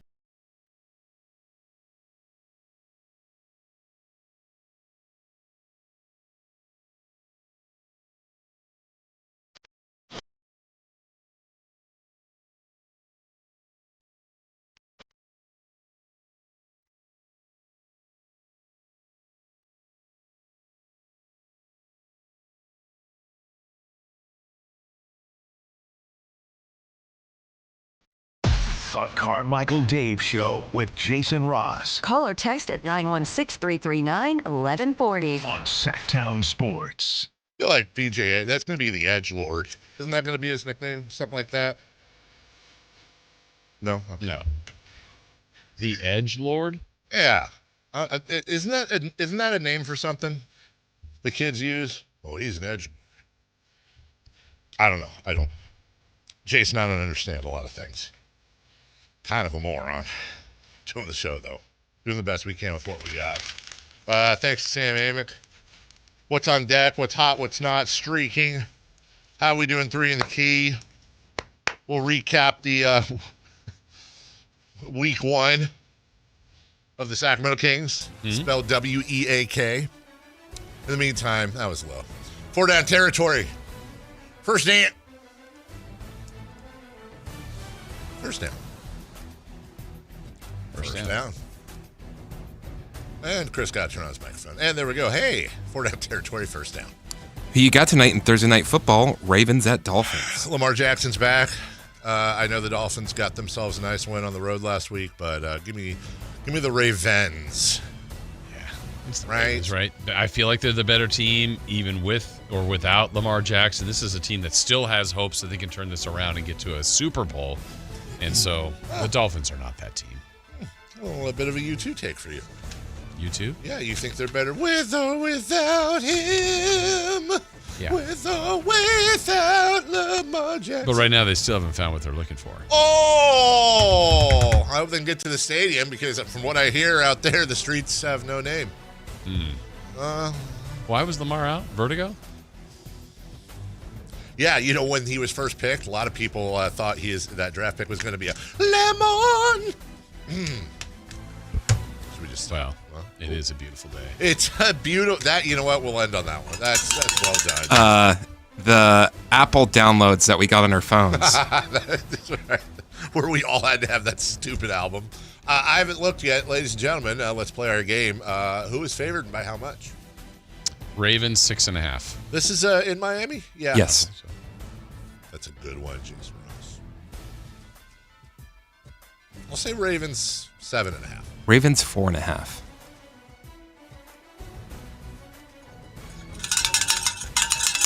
We have a correct answer. This guy. 7.5. I promise you. Looked. Do you know I'm about to get on an international flight tonight? Do you really think I'm messing with the world? Every single thing that every 100% fan does at home or at the stadium makes a direct impact. So everybody If you know Dave and you're listening to that right now, if you ever want the truth and not want him to lie, ask him today. I don't lie anyways. It's bad luck, man. Well, but you're getting on a flight today. That's well, so even more. Oh, why'd the plane go down? He looked. Told him not to. He looked at the spread and he acted like he just guessed it. He guessed it. Yep, that's why he deserved it. Everybody else, sorry. Oh God, what if somebody I'm flying with cheated? Son of. Can I fly by myself? It's like Final Destination, where the row ahead of you, they're saying like, "Hey, what do you think the spread of tonight's game is?" Oh God! I was playing this game earlier and I cheated. I looked. Doesn't matter. Doesn't matter. I want to bet. It's all over. Get me off the plane. We're sorry. It's over. Move over. It was great. Your living streak. It's over. It's over, ladies and gentlemen. It's not funny, guys. Wow. Getting on a flight. Oh, it was great. That's what he's playing on Monday. Second down. Lions defensive end Aiden Hutchinson signed a $180 million extension, $141 million guaranteed money. Is he worth that? If he's healthy in this market, he is. If he's healthy, and to be fair, he suffered like one injury, and it was a fluke. He's a stud, dude. He's the anchor of that defense. He's going to be a top 5 defensive player in the league for the next 8 years. He's a super stud. You get paid to be a quarterback. You get paid to go after the quarterback. That's right. He's one of the guys that goes after him. He does it well. That's a good team. They're still in their prime. He's in his prime. Yeah. Good thing he's got the 141 guaranteed, though. Man, good for him. It doesn't need any aid than Hutchinson, right? More like, well, there'll never be a live aid in Hutchinson. He can just pay for all of it. $141 million. God, what's your next day like? I got I can tell you right now, if I signed a contract for $141 million, I'm buying this sucker tomorrow that I saw during the break. Whoa, what is that? It's the Jetson. Like a hover? It's the Jetson 1 is what they're calling it. It is a personal hovercraft that goes, I don't know, about good. You can get up to like 20, 30 feet in the air. Okay, but if you had that at your current home, what do you do with that thing? Drive it to work. Can you? I probably not, but if I could, I would. Well, okay, the first thing I would do is I would take it to like Ansel Hoffman Park and test flight until I was confident enough. And then if I was allowed to, traffic on 80, not for me.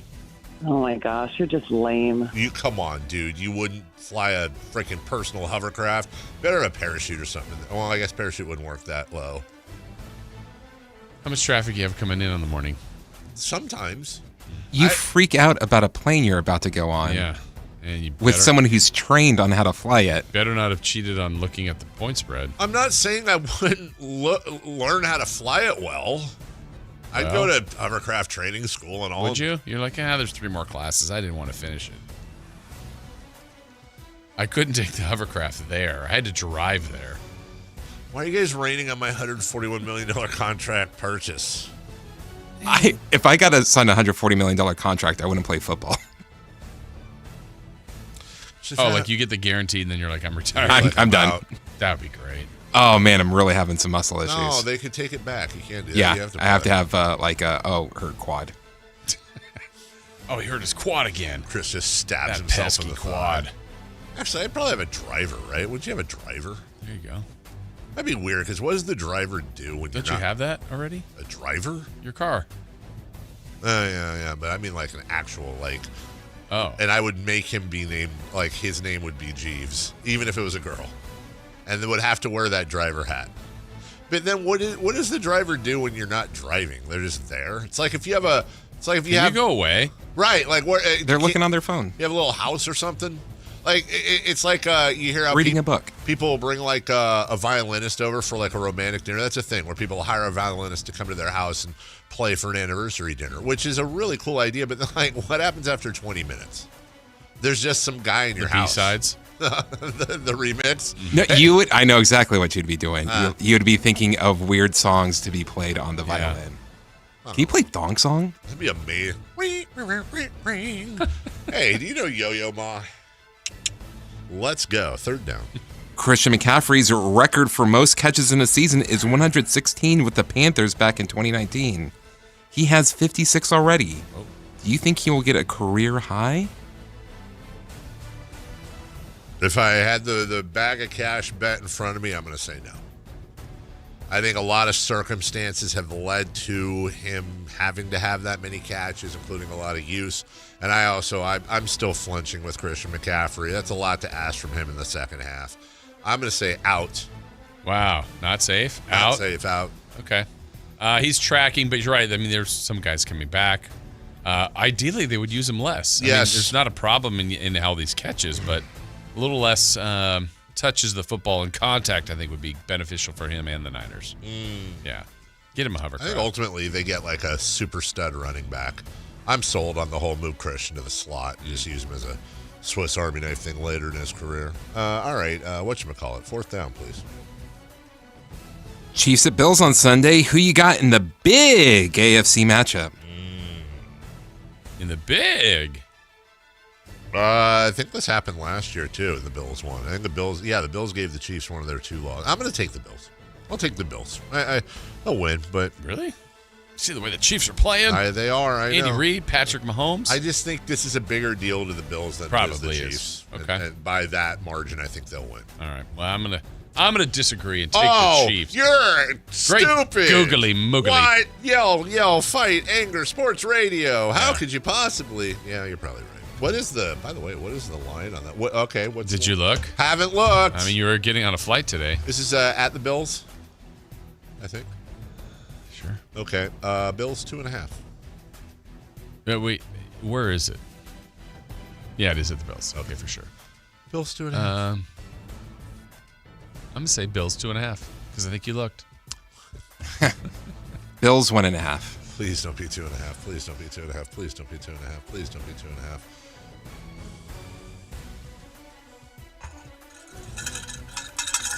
Jesus. Yeah, this is a janky one. There you go. Some different tone. Yeah. 2.5. Chiefs.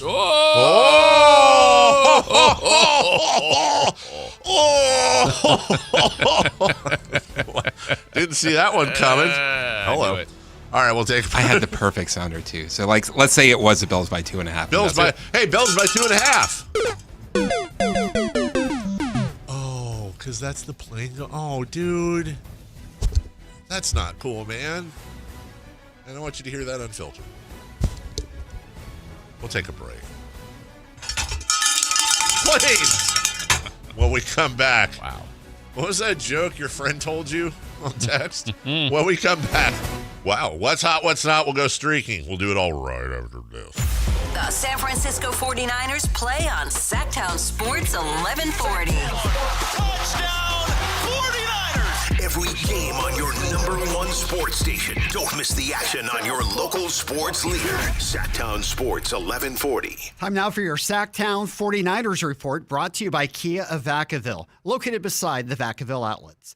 San Francisco loses in Houston on Sunday, 26-15, to fall to 5-3 on the year.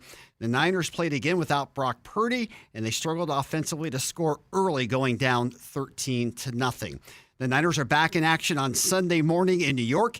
You can catch all the action beginning at 9 a.m. right here on Sactown Sports 1140. Football season is here at Kia of Vacaville. You can score big in a new 2025 Kia Niro LX with up to 53 MPG combined at Kia of Vacaville. Perfect for road trips, tailgates, and cruising to Levi Stadium in style and comfort. But don't wait. Inventory is limited at Kia of Vacaville, and these deals won't last long. Visit KiaVacaville.com or stop by right next to the Vacaville outlets for friendly service, easy shopping, and unbeatable value. All in one stop. Kia of Vacaville, where the adventure begins. Play and win to take your loyalty to new heights at Sky River Casino. Join Sky River Rewards today for a chance to receive up to $2,500 in free play. Plus, you'll be in the know about upcoming special events and offers. Just minutes from Sacramento, right off Highway 99 in Elk Grove. Join in the fun with rewards that add up and up. Sky's the limit at Sky River Casino. Visit us to see how. Must be 21 or over. Gambling problem? Call 1-800-GAMBLER. With Progressive, you can reach customer service in the way that's easiest for you, by phone, app, or online. We know it would be great if we just magically appeared, but that's more of a genie thing, and we do insurance. But with us, you'd be like, well, it wasn't a genie, but it was great customer service, so that's nice. And sure, you probably would still like the whole 3 wishes thing, so if you meet a genie, you should definitely ask. But when you need us, contact Progressive by phone, app, or online. Just no genies. Progressive Casualty Insurance Company and Affiliates. Rain-X wipers are the #1 wiper blades in America. That means all kinds of drivers choose Rain-X. Big drivers in small cars choose Rain-X. Small drivers in big cars choose Rain-X. Drivers with long hair and short commutes choose Rain-X. Drivers with short hair and long commutes choose Rain-X. Drivers with pets on board, babies on board, and bored babies on board choose Rain-X. Basically, drivers who love a clear view of the road all choose Rain-X wipers, the #1 wiper blades in America. Guys, want long-term health you can count on? It starts with knowing your numbers. Right now, Revive Men's Health Sacramento is offering a comprehensive wellness panel, a $400 value for just $99. It checks your testosterone, blood sugar, cholesterol, kidney, liver, thyroid, and heart health. Take control of your health today and stay strong for the long haul. Offer ends November 30th. Call 916-619-3000. That's 916-619-3000. Or visit ReviveMen'sHealth.com today. Must medically qualify. Terms apply. Contact us for full offer details. The deals are on now at the model year-end sales event at Folsom Lake Honda, your one-stop Honda shop. Looking to own or lease? Save on year-end models and drive a brand new Accord or Civic. Visit us today at FolsomLakeHonda.com, your one-stop Honda shop. As a family-owned and operated dealership since 2009, customer service is our #1 priority. Our customers love doing business with us, and you will too. Go to FolsomLakeHonda.com. Your one-stop Honda shop. What's hot? Yeah, hot. Real hot. And what's not? It's not good. Brought to you by American Energy Heating and Air, Sacramento's complete heating and cooling company, and second opinion partner. Who is hot? Who's hot? Oh, you want me to tell you? As opposed to who? My driver? Maybe. Let's go with Trey Savage. Savage. He has been in there's only been 2 MLB games where a pitcher has struck out 10 or more batters, struck out 5 or more consecutive batters, struck out 50% of the batters faced, and allowed fewer than 5 base runners and earned the win. Is he one of them? He's both of them. What? So this one was against the Dodgers. Who was his first one against, Dave? Not saying it. Not saying it. Good bet. Trey Savage made $57,204 in baseball this season as a late call-up from the minors. The Dodgers lineup made over $148 million this year, and he set the rookie record for strikeouts with 12. He also struck out all 9 batters in the entire lineup. He's the 3rd pitcher in World Series history to strike out each batter in a starting lineup, joining Randy Johnson and Bob Gibson. It's pretty good. And I even have a bonus for you. Okay. You ready for this? I am. Through their first 120 games of their careers, Karl Malone had 1,091 rebounds. Victor Wembanyama has 1,301. Okay. LeBron James had 2,680 points, all-time scoring leader. Victor Wembanyama has 2,738. This is the one that gets me. Steph Curry had 242 made three-pointers. Victor Wembanyama has 274. And Hakeem Olajuwon had 337 blocks. Victor Wembanyama had 448. Can I say something that will be, okay, this is hyperbole. Well, you tell me, is this hyperbole? On October 30th, 2025, the day before Hallows Eve. Devil's Night. If I told you that Victor Wembanyama would average 67 and a half games a year, 70 games a year, would win at least 3 championships. No, that's it. Average 70 games a year and win at least 3 championships. He'll be the greatest NBA player in history, including Michael Jordan, including LeBron James, including Kobe Bryant, and adjusting for era, including Wilt Chamberlain. Now, those are 2 gigantic caveats. But the dude is what, 20? Like, come on. Is it? I don't know. That's a tough one.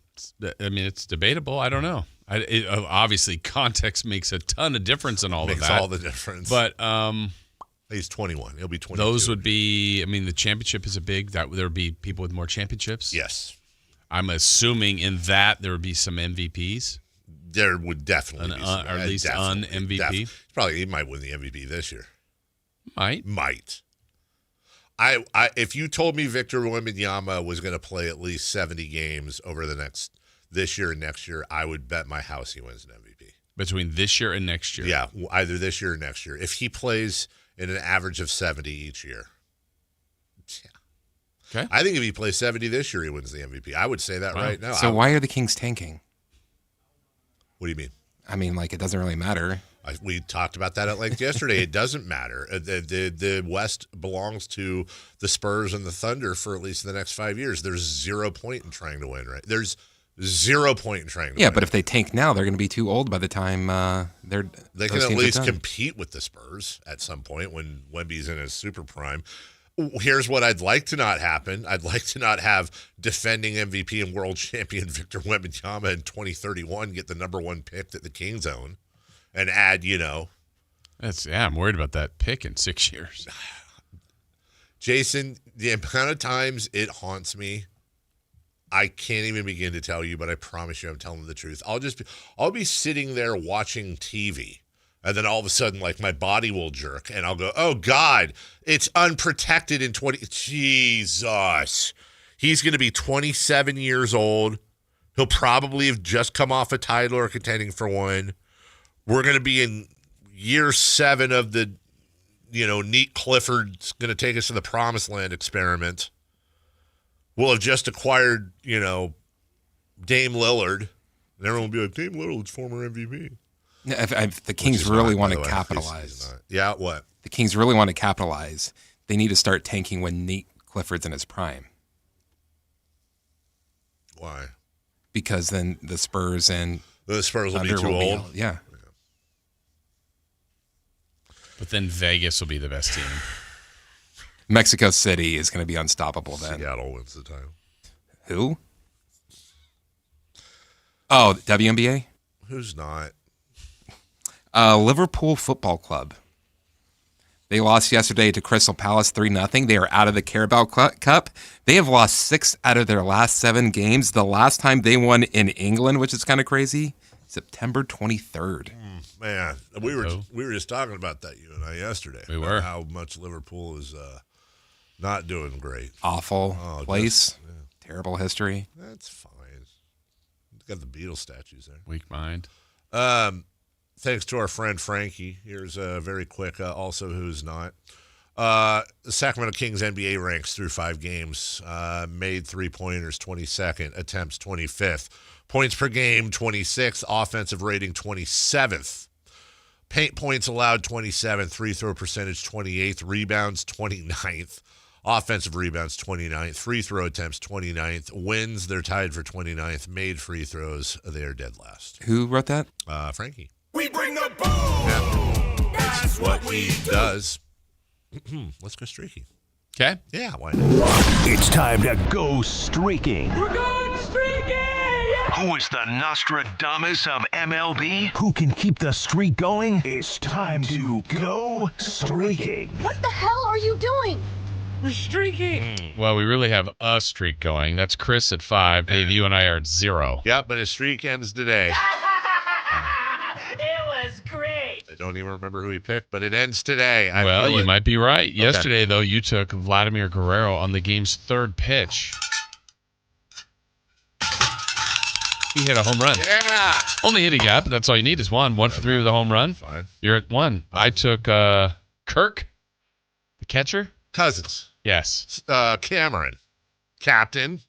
Reinhardt. Really good one. Thornberry? I don't even know who that is, but isn't Kirk Thornberry a person? Sure. Okay. Yeah, you took him. He got it 4 times. He got a hit. So I'm at 1. And Chris at 5, trying to get to 6, took Clement. He got up 3 times. He got 1 hit. Chris is at 6. We don't have to pick today. There's no game today. All right. Our last streak will be tomorrow. Someone's yelling at me to answer the phone. Hello? What's up, you Halloweenies? Hi. Hey, is this JR? What's up, guys? How you doing? Hey, good. Yeah. We're ready to take a break. What time should I be in tomorrow, J. Ross? About 5:30. Oh, jeez. PM. That might be rough. No, but hey, how about those maple room syrups from Canada? That's what I'm calling about. One win away, JR.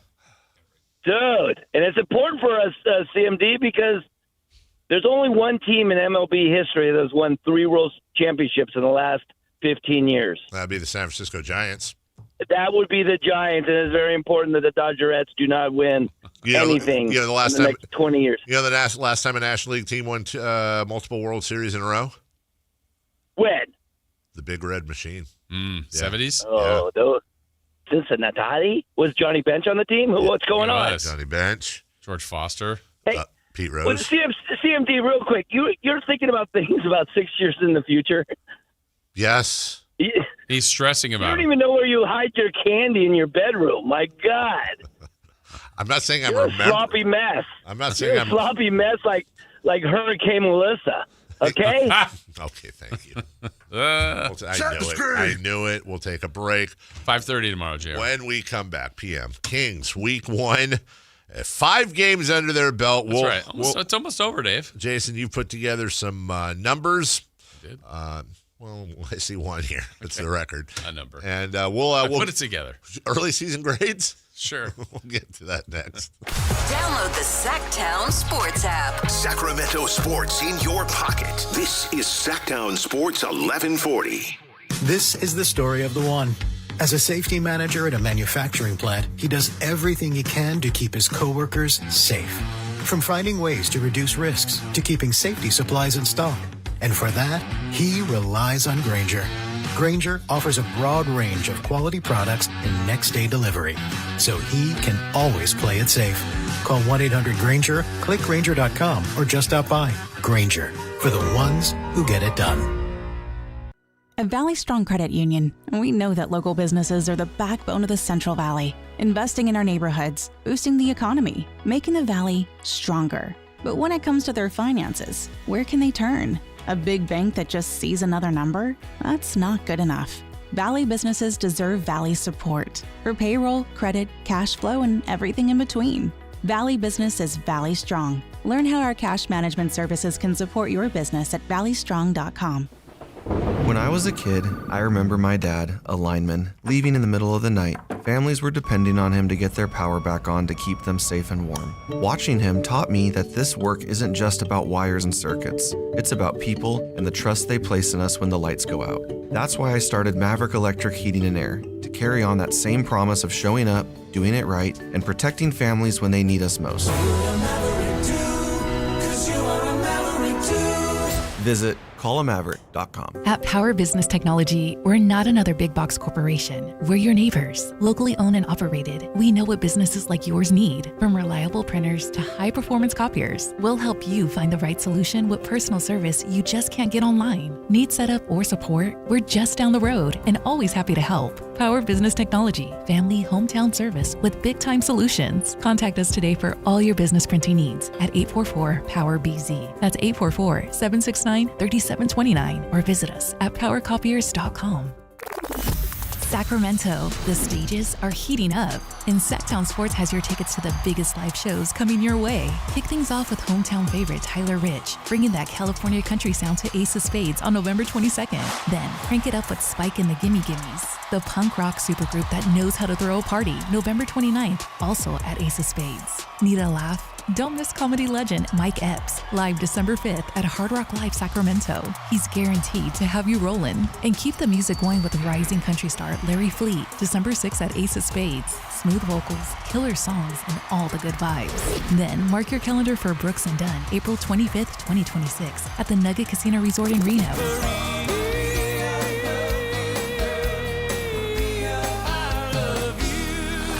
It's gonna be neon lights, boots, and big hits. Catch all the action on the Sactown Sports live events calendar at sactownsports.com and keep your weekend's game time ready. Just announced, Stockton Honda has been named #1 of California's best car dealers in 2025 by USA Today and Statista. This prestigious award is based on thousands of customer reviews and recommendations, ranking dealerships for service, value, and satisfaction. Out of hundreds evaluated, Stockton Honda is proud to be #1, recognized for all-around excellence and commitment to our customers. Visit Stockton Honda, where reputation meets the road. Anytime, anywhere, it's all here.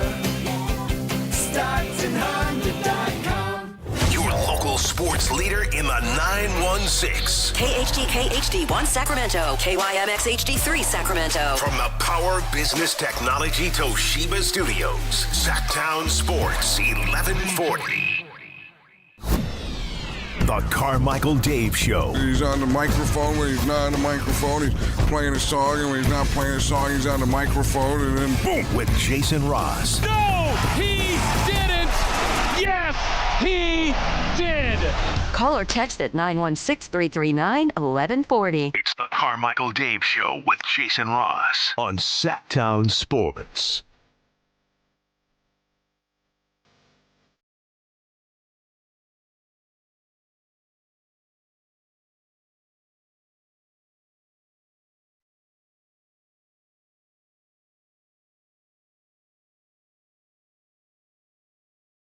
They asked me how I slept last night. Hey, Dave, how did you let's see what I want to ask you. How did you sleep last night? Oh, horrible. Why? Wouldn't it be funny if I just moved on? No. Why's that? Because the night before last, I got woken up by a French bulldog literally flying over my face. Because my wife, they sleep on my wife. Like, I've shown you pictures before where she's like in the corner of the bed and our two dogs are just there. Nacho's in the dirty clothes hamper. So she's literally setting the screen. She is 100% setting the screen. And apparently in the middle, she's been saying, I'm having enough of this. I have enough. And then the night before last, she punted the white dog, Gracie, just punted her across the room. And it went across. I woke up with paw across my face while Gracie's like flying through the air and lands on the ground and then proceeded to get right back up on the bed. She thought we were playing. So last night the thing was we have this kennel in our bedroom, dog crate, big dog crate, because we have to crate them. Like right now they're in their crate, and then I let them out when I get home because Gracie cannot be trusted. Dude, she cannot be trusted. She's just an ass, dude. She's just she's a great dog, but she sucks. She's just in that phase, dude. That's been going on for way too long. So last night, my wife put the dogs in the crate. Gus is like collateral damage here. He didn't do anything wrong. Right. And Gus has slept next to Melissa his entire adult dog life and much of his puppy life. So here's what happens. The crate is against the wall on my side of the bed.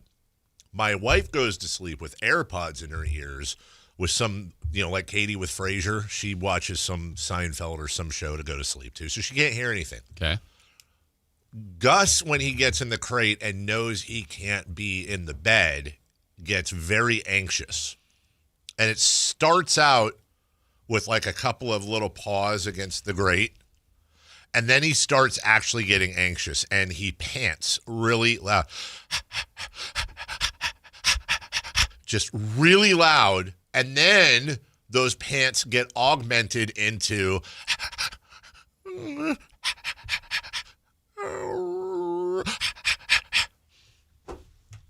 so finally, dude, I'm listening to my dog suffer because he's a spoiled brat.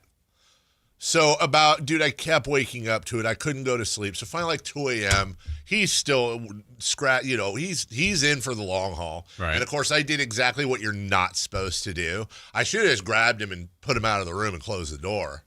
But what I did is I grabbed him, left Gracie in the cage because she doesn't care. She had a bone to chew on.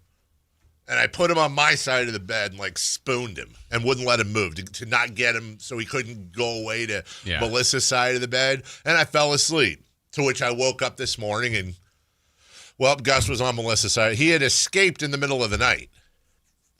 And then I got yelled at like freaking 2:30 in the morning. Why is his dog? Yeah, but it was like, why is the dog on the bed? I don't know what to do, but I'm gone for a week, so screw it. She can deal with that. She just puts her headphones in. Doesn't care. There's no Mountain Mike's in England, Chris, but we do have a $50 gift card to Mountain Mike's that we're going to give away right now. Here's how this game works. Don't call yet. 1-800-920-1140. Don't call yet. Not yet. Chris is going to play a highlight. But he's going to delete the name of the Niner player that did the thing. By the way, what if this was a shutout? What would you do? I thought about that. Haven't had to deal with that yet. Do you have a plan? We'll see. Okay. Well, hopefully you don't have to execute that plan. Chris will play the highlight. You tell us who the player was that he deleted, and you will get yourself a nice $50 gift card to Mountain Mike's. Roll tape, please. Here's the snap to Jones, looking over the middle, lofts it into the end zone, reaching back with one hand, 2 defenders on top of him. Celebrates National Tight End Day. Oh, come on, man. He gave you a massive, massive hint. Massive hint right there. Yeah. Why don't you just tell him it's Kendrick Bourne? God. 1-800-920-1140. Who is the player for the 49ers on National Tight End Day? Maybe he was just saying that. That made that catch. And you will have yourself a Mountain Mike's gift card. Oh, lighten up. Lighten up. These phone lines are lighting up, Jason Ross. Troy, good morning. Good morning, Dave. Troy, I got a $50 gift card. Well, Jason and I, we're both holding on to it together. That's right. Hand in hand. All you got to do is tell us who was the player on National Tight End Day that scored that touchdown for the 49ers. That would be Mr. Kittle. Are you? Is that your final answer? That's my final answer. Okay. Chris, roll tape, please. Here's the snap to Jones, looking over the middle, lofts it into the end zone. George Kittle reaching back with one hand. 2 defenders on top of him. George Kittle celebrates National Tight End Day. Oh, well, I would say congratulations, Jason. I'm going to need a ruling, though. Troy said Mr. Kittle, and to me that refers to George's father, Jacques Kittle. Jacques. Do we give it to him anyways? You know what? After reading the fine print, I say yes. Okay, all right. Let me grab this here. After further review, the call on the field is overturned. We have ourselves a winner. Congratulations, Troy. You've got yourself a $50 gift card to Mountain Mike's. Hey, Troy, all you got to do is tell me what the number 1 rated, Nielsen-rated morning show in all the world, except for here for sports, is what station it's on. It's Sactown 1140, baby. That's exactly right. Thank you. Hey, Tonjes also caught a touchdown. Could have been him on National Tight End Day. If Chris it was almost a trick. If Chris was being mean, he would have cobbled those 2 calls together. Mm-hmm. But you know what? We're not here to be mean. Calls. Cobble calls. Cobble calls. Double down. Double down. So, yeah.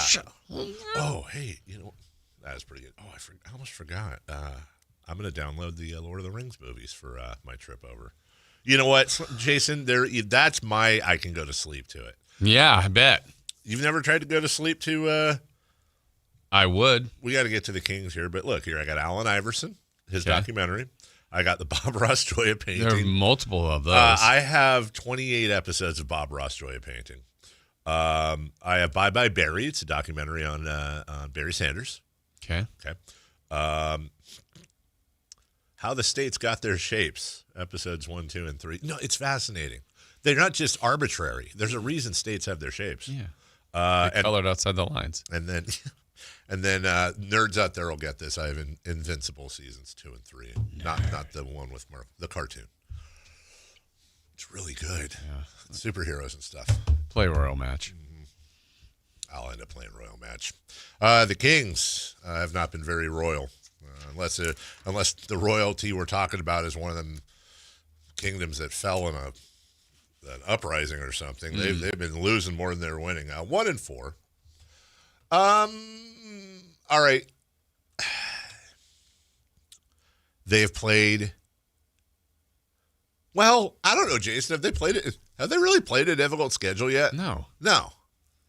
I think Phoenix is one of the worst teams in the West. I agree with you. And in the NBA. Second Utah, worst defense. They might be better, but I don't think by the end. They aren't going to make the playoffs, probably. You did play the Lakers, but they didn't have LeBron or Luka. That's right, or Luka. OKC, great team. There's one for the things. And I know Chicago is undefeated, but by the end, I think they're okay.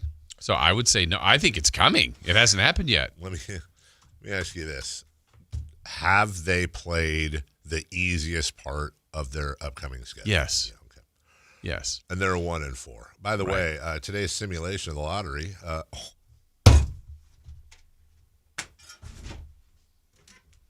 First try. There you go. Let's go. Yeah. Number 1, first try of the year. Okay. I haven't tried it yet. Yeah. I have not. I wasn't prepared for that. Hey, remember when you won that jackpot? Yeah. You weren't prepared, right? No. You were just ding ding But ding ding ding. I want winners. I don't know. Oh. Why, Chris? What are you feeling? Did you just jinx the Kings? How? That's never happened. Wow. That's the first one of the year. Oof. I think you just That's the jinxed them. first one of the year. Sacramento, number 1. Now who do we take? Right. Oh, God. That's a lot of pressure, Jason. No, jeez. You'd almost be better off taking third. Oh, my God. Let the other teams pick first. Well, according to this, Sacramento, as of right now, has played the 7th toughest schedule in the NBA. But what? Well, because Oklahoma City and technically the Bulls are undefeated. The Bulls are so that undefeated. helps. Yeah, I mean, they haven't. This has been the easy part of their schedule. And the tough part. The Bulls, I'm predicting, are going to go 80-2, but their 2 losses will be against the Oklahoma City Thunder. Hey, I mean, makes things interesting. I was going to say stranger things have happened, but honestly, that would be the strangest thing that has ever happened. And then are we going to say, oh my gosh, they gave up on Kevin Huerter? I mean, no, I'm just kidding. So you don't think the Bulls and the Sixers are going to be battling it out for? I don't. The East. I don't. They're a combined 8-0. I think Philly has a better chance than Chicago does. I don't know. Like, are the Bulls good? I don't feel like they are, but I love Josh Giddey. Okay. Mattis Bazelis is second-year guy, and he is a stud muffin. They don't even have Kobe White. Right. And then Nikola Vucevic, we talked about this yesterday. He's Diet Sabonis. I mean, he's a double-double and a better three-point shooter. But he's a walking double-double. I don't know. Here's what I'll say with it. My range for the Bulls is seeds 4 to 7. I think that's the range for the Bulls. Not lower than 7? I think they'll make it. I think the East is quite banged up. I think the Bulls. I think Are the Knicks better than them? Yes. Are the Bucks? I think so. Celtics? Pacers? No. Magic? Hawks? No. Pistons? Maybe. What was the Cavs? one? Yes. Okay. Well, that's like a lot. Mm-hmm. I think the Bulls are fine. They're fine. They're fine. When they play zone. Oh, this to me is the problem with the team right now. They don't rebound. Yep. When they go man, they get dominated size-wise. Yep. Last night to me, look, we've been saying it since game 1. It shows up every night in some version, the roster construction. So last night, they actually in the first half played zone, and it was kind of effective. Yeah. But they still give up a ton of rebounds. So I understand switching to man sometimes, and inevitably right now they're switching every screen, which if you have 4 guards, you can kind of do it. But what every team has done is they get it to where Sabonis is the one that's getting switched. So Sabonis is either guarding SGA at the end of the game or another point guard, and you're going like last night, it was a lot of times he was on a facilitator for the Bulls, and the Bulls weren't utilizing that as much. That's when they were dumping down to Vucevic, who's being guarded by Monk or Levine, or they're in a really difficult spot. They're and it goes back 4 guards. It goes back to roster construction. Yes. And the weird thing is, I don't think they're playing terribly. No. There's enough here, though, and it's because of the limitations that they have. And I think the way they're constructed today, because I said it earlier, I think we're in the waiting period. I think there's trades coming. They've got to play a big. They have to. Another one. I don't know why they're not. I would play Isaac Jones more. I would try Reno or Cardwell. It doesn't have to be a ton of minutes, but their better players, again, are their guards. Yes. Some of their best scorers are their worst defenders. Yes. It's imbalanced everywhere in so many different ways. And they're not terrible, but they're not good enough. I mean, it's a really weird spot to be in. So how do you grade Doug Christie then? Incomplete. I mean, I'll grade him on, I guess you have to coach the roster you have. I think maybe there's a shot to play some bigger guys. But also, let's do that where I don't know that this communication is happening yet. Maybe it is. But I believe, you probably believe that I think they would like to trade DeMar DeRozan. Yes. Maybe if there's a nibble at Zach LaVine or Monk or someone else. But when you're 1-4 and if you're not playing DeMar DeRozan and I'm another team, I'm thinking, wait, why? What's wrong? Is he hurt? Is he not healthy? Why are you guys not playing him? He's one of the great scorers we have in the league right now. Yes, still. So I think it's not necessarily to showcase, but it's to let people know that you're comfortable enough playing them so the other team can be comfortable enough playing them. All they have to do is adjust, and that's what we're seeing. We're seeing coaches that are adjusting to the Kings' deficiencies, which is the size. And before the year, I would have probably said the most important starter to this team is Domantas Sabonis. He probably still is, but Keegan is right there based on the size of the team. Yes. And still, we're begging Keegan to be back and play 4, which is not even his natural position, I don't think. But it would be nice to have him there.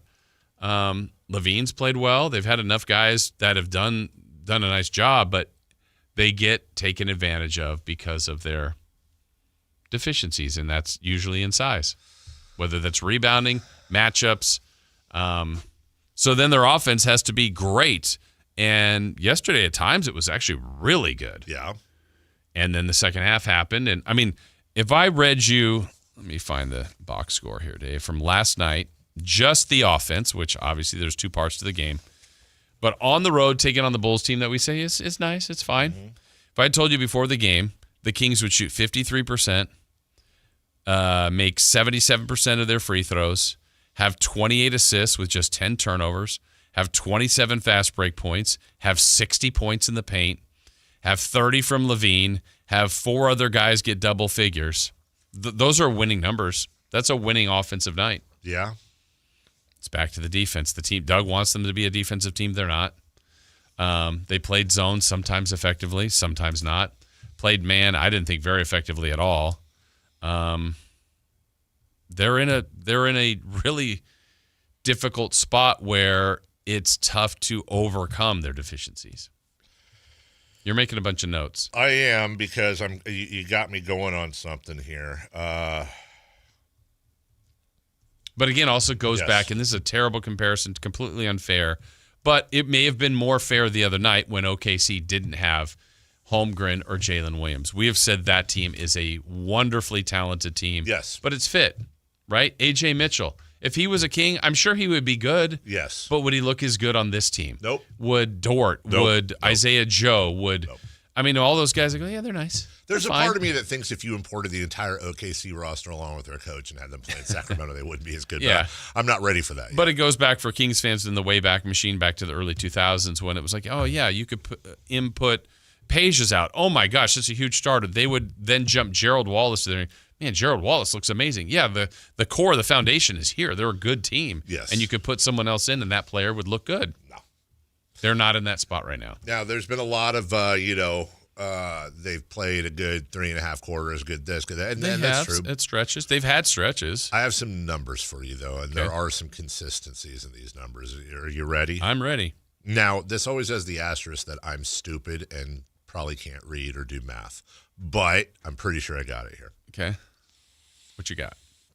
Are the Kings outscoring or being outscored in the third quarter this year, would you say, overall? In the third, I would say being outscored. You would be correct. The Kings have been outscored 160 to 126 in third quarters this year. How about the fourth? outscored or being outscored or outscoring them? Well, they got to be outscored. Kings are being outscored 142 to 121 in the fourth. That means that in the second half, the Kings this year are being outscored 302 to 247. This is just within 5 games. So like now, 60 to 50 is the second half. Pretty roughly. much. Yeah. 1, 2, 3, 4, 5, 6, 7, 8, 9, 10. 5 games, 10 second half quarters. How many quarters do you think the Kings have? How many quarters would you say? I'll put the over under, by the way, at 2.5. How many third or fourth quarters combined have the Kings outscored their opponents this season? Phoenix, Utah, Lakers. Under. Maybe 1, 2? Kings have yet to outscore an opponent in the second half in a quarter. In any quarter? Wow, I wouldn't have guessed that. Third or fourth. Okay. They've been outscored, not in order, 39-27, 22-21, 30-29, 33-28, and 36-21 in the third. So that's adjusting. 30-24, 28-27, 32-30, 27-18, 25-22 in the fourth. Yeah. That's adjusting. Yeah. And so with that being said, without, we try to make everything black and white. Good or bad? Good or bad? But let me ask you this. Could this be perhaps one of the biggest arguments that, especially for a rookie, is Doug Christie doing as good a job about as you can, allowing for mistakes? I think some of his rotations I don't like. I don't like they're not playing Keon Ellis enough. You and I both think they should play another big, but it's so impossible to grade Doug because what the hell is he supposed to do? Yeah. What's he supposed to do? Right. He's going out there. He's not bringing a knife to a gunfight. He's bringing a happy fun ball to a gunfight, to an Uzi fight. Like, I don't know what he's supposed to do, man. And I don't. He might be sucking right now as a coach. Yeah. I can't grade him. So yeah, and I think we get back to roster construction, and because they're so guard heavy, and their guards are pretty good. Yes. That we are going to go into that debate every game going, man, maybe Keon should have played more. Last night, I personally thought Monk changed the game in the first half. Here's another stat in Monk's behalf for yesterday. So they lost this was their largest deficit to lose by 13. Mm-hmm. And plus minus isn't the end all be all. It's really not. But it's an important factor for the minutes that he was on the floor. Malik Monk played 27 minutes in a 13-point loss. He was plus 17. That's really hard to explain. They were 17 points better in the 27 minutes he was on the floor. How bad were they in the minutes he was off the floor to lose by 13? Yeesh. That's kind of like when Giannis was on the floor, and obviously Malik Monk's not Giannis, or when Jokic was on the floor, but man, when he was off, they got killed. It's just a weird stat from last night, and case in point, maybe they should have played Monk more. Maybe. I don't know if it would have lasted that way. They went back to Westbrook. They played Carter. They played Ellis. They played Schroeder. And you've had Monk stats before, though, consistently. One that blew me away, you put out, I want to say last year, or maybe over the summer, that how much better they are over a long period. Yeah, the record was actually pretty good last year with Malik Monk for a team that wasn't that good. And I don't know if it's always Malik Monk, but I think that could have been Ellis last night. That could have been Levine. That could have been someone else.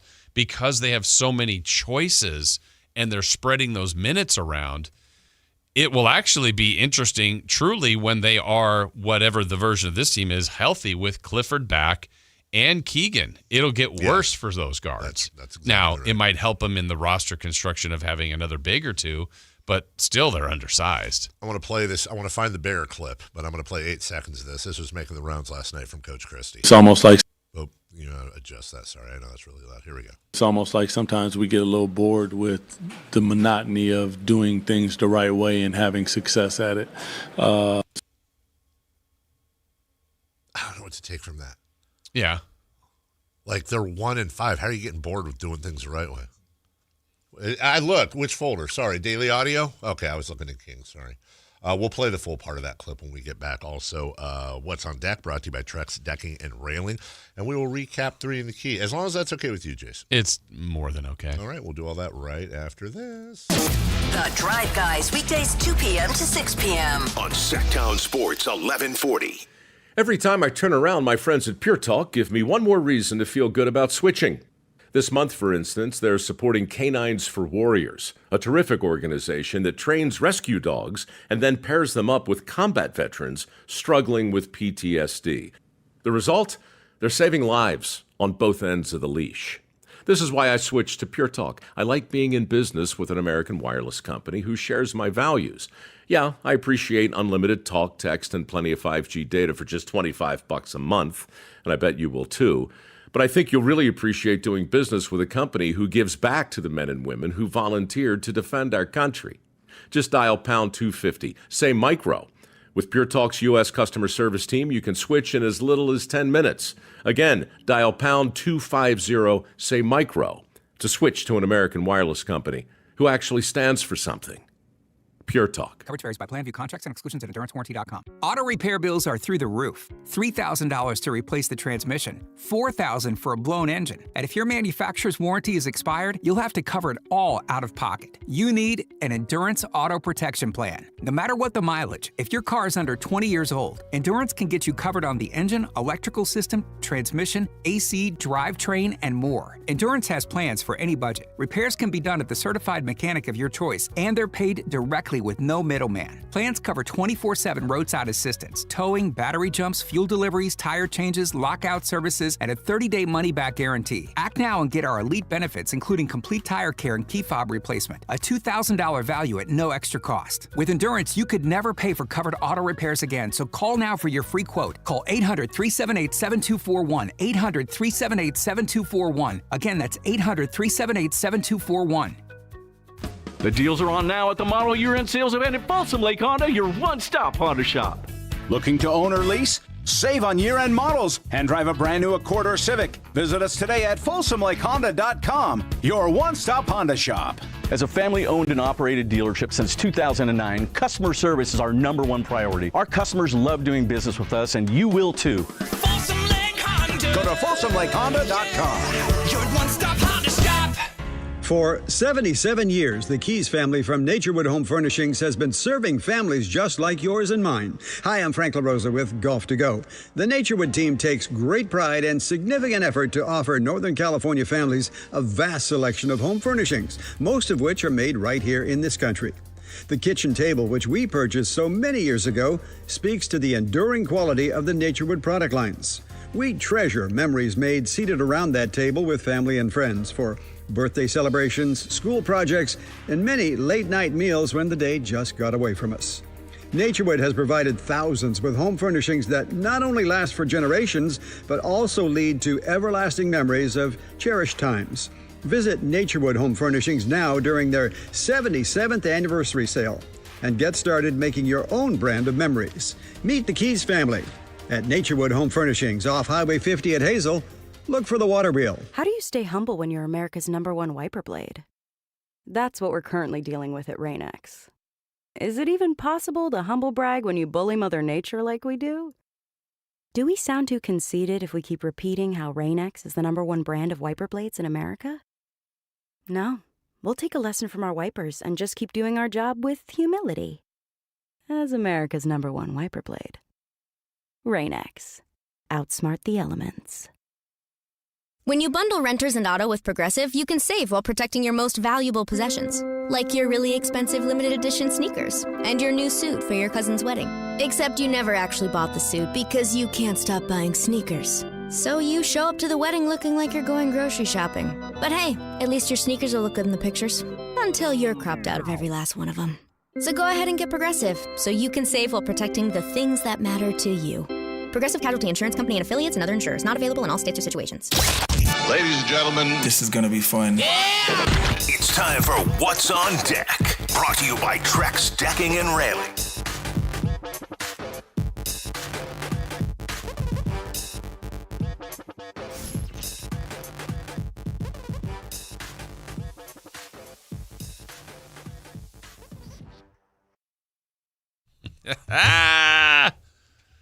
Yes. Ha ha. Yes. I'm like thinking, like, why are people dressed up today? And it's like, oh, because they're not coming to work tomorrow. Exactly. Is that why aren't they coming to work tomorrow? Because it's Friday. Why would they be here? Yeah, why don't There's people... like 4 people here on Fridays. Yeah, why? What? But are you coming here tomorrow? Normally I do. Oh. You do too. What is that? You're gonna miss my costume. What is that? Chris is dressing up in front of me. Well, that's not the first time. What?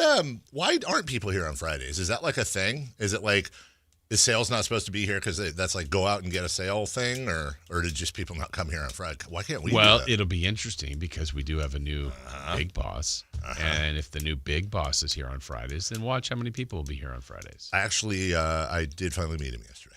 Okay, briefly. Yeah, was on my way out. But. Nice. Well, he was talking in the sales pit to other people, and I had to go by him to talk to Cindy Jordan, our office manager. And then I felt weird because I passed him twice. He was talking to somebody else, but I didn't, I don't want to interrupt. Yeah. And then I went in. I said, hello. And then you interrupted. And then I interrupted. So there was that. I'm reading this article on The Ringer. It's strange starts to the season teams. And one of the things they pointed out I thought was interesting last night, is this right? 70 of the Bulls' 126 points came from within the paint. Yes. The rest were from behind the arc or from the free throw line. Not a single mid-range. That is cray-cray. Well, it is what it is, Jason. Yeah, that's what they say. What's on deck, brought to you by Trex Decking and Railing tonight. Magic at Hornets. Magic Hornets. Warriors at Bucks. Warrior Bucks. That's actually kind of a funny thought. Like a deer that's just all strapped up. Sword. Shield. I thought it was money that the Warriors had. Like, oh, you're going to the Warriors games. Here's your Warriors Bucks. Stupid. Wizards at Thunder. It'd be funnier if it was the Thunder at the Wizards. Yeah, you can make it Thunder Wizards. That's the way it would be. Yeah, I'm a Thunder Wizard. Yeah. Heat at Spurs. I know you like Harry Potter. Heat Spurs? That sounds like something you get on your legs after being in the sun. Oh, I've got heat spurs. I can't play golf, dude. I got heat spurs. Like bone spurs, but hot. Also, we've got the NFL Week 9. After this week, we're on the down slope of the regular season. It's honestly unbelievable. Almost Can you believe it? Summer. I can't. You know what? I can't. Do you have anybody in fantasy tonight? Derrick Henry. Oh, okay. I have Derrick Henry. I don't think I have a Raven. I know I don't have a Dolphin. In one of my leagues, I have Loop, the kicker, but I don't. Loop. He's on the bench. What up, Loop? Stay fresh, cheese bags. Sorry. What's that from? There's a meme out there for a while, and there was like a bag of chips or somewhere, and they were called Stay Fresh cheese bags. And then somebody said that sounds like something I say to my friends when I walk in or when I leave the room. I think it's like plastic bags specifically for cheese. Oh, is that what it was? It was Stay Fresh cheese bags. And then someone said that's what I say to my friends when I leave. That just popped back up in my head. All right, 3 in the key from last night. How do we do, ladies and gentlemen? 3 in the key. Recapping it now. Right now. 3 in the key. How do we do? Recapping 3 in the key. John Tesh, take it away. 3 in the key. We're recapping it immediately. Right now on Sactown Sports. 3 in the key. 1, 2, 3 in the key. Right now. Nailed the post. We played the Bulls last night. We didn't score anything. Wait, hold on. That was them. They scored all their points in the paint except at the free throw line and behind the arc. And that meant that we lost again. We have never scored more than the opponent in the second half. I hate the season so much, I think I'm going to drink this bag of Cheetos and choke to death. Back to you. Stay fresh. Stay fresh, cheese bags. All right. We asked for Zach LaVine and Kevin Huerter points and a prediction. Dave, you said 38 for LaVine, 14 for Huerter. I said 30 for LaVine, 13 for Huerter. Chris said 35 for LaVine, 8 for Huerter. It was 30 and 18. So I got the exact number, but then close on the other. Yeah, close enough. Take it. Next up, Sabonis rebounds with Vucevic. It's Vucevic. It's not Vucevic. It's Vucevic. With Vooch rebounds. It's actually Vucevic. Oh. Well, actually. Vucevic rebounds. Dave, you said 15 Sabonis, 13 Vooch. I said 14 and 11. Chris said 12 and 9. It was 11 and 14. I had the right numbers, just reverse that. I think you get it again. Random stat. Dave, you said Giddey would have a triple-double. He had 20 points. 12 assists. 8 rebounds. Oh, come on. That's almost. You were close to Giddey. That would have made me giddy. Mm-hmm. In the city. I said this game would go overtime. It did not. Just regular time. It didn't go overtime. No. Chris said Sacramento would have 14 or more made three-pointers. They made 7. What an idiot. That wasn't even close. You got half of it right. All right. There you go. Well, we didn't do that great. Here's that Doug Christie talking about the Bulls getting in the paint. I think it hurt quite a bit. I mean, just getting downhill and just people running in your paint is not what we're trying to do or what we're about. And that was one of the topics of conversation afterwards is, we have to stand our ground. We got to be in gaps. The things that we just did against a really good team, this team is 4-0. They play a fast style, an aggressive style, and they're putting their head down. And they knew all those things. Got themselves a 12-point lead, and then just a little bit of boredom. I would say that part of that is going to be on me because I need to recognize if the energy's not there, we're just going to have to hockey sub whatever it takes to make sure that our energy is where it needs to be, and I have to own that. Okay, I like that from Doug. Now he's dropped the gauntlet. He has officially dropped the gauntlet, and on top of that, he's dropped the gauntlet with this statement too. Blow-bys, gambling, fundamentally when they do it the correct way, we see that it can be done. But it's almost like sometimes we get a little bored with the monotony of doing things the right way and having success at it. But, I mean, pretty simplistic. I have to go back and watch the film to be honest with you, because a lot of times, as bad as it feels right now, you'll say things and feel a certain way, and then you go back and watch it and you go, oh, well, it was something a little different. Okay. So I think those two quotes, I saw some people out there saying, oh, he's throwing him under the bus already. I didn't take it like that. I think he's calling out very true issues with his team and being very frank about it. And he also said, it's on me and the coaches to take responsibility. And he said, hockey, okay. Well, they said this in the offseason. They said, if you're not doing the thing, doesn't matter who you are, you're not getting playing time. Well, now 5 games in, that's been expressed again, basically. Now we need to see those hockey subs. Yeah. We need to see. I'm looking to see which players are being pulled before their rotational minutes are up, to be held accountable. And if that's not the case, then that's bad coaching. Or it's at least you have an undisciplined team that know they can get away with it. Yeah, and I think what he's saying, too, in that clip is that to become a team that he wants them to be defensively or to become a better team and get better results, it's the consistency with kind of the monotony he's talking about. The details. That there's certain possessions you go, all right, that was good defense. Yeah.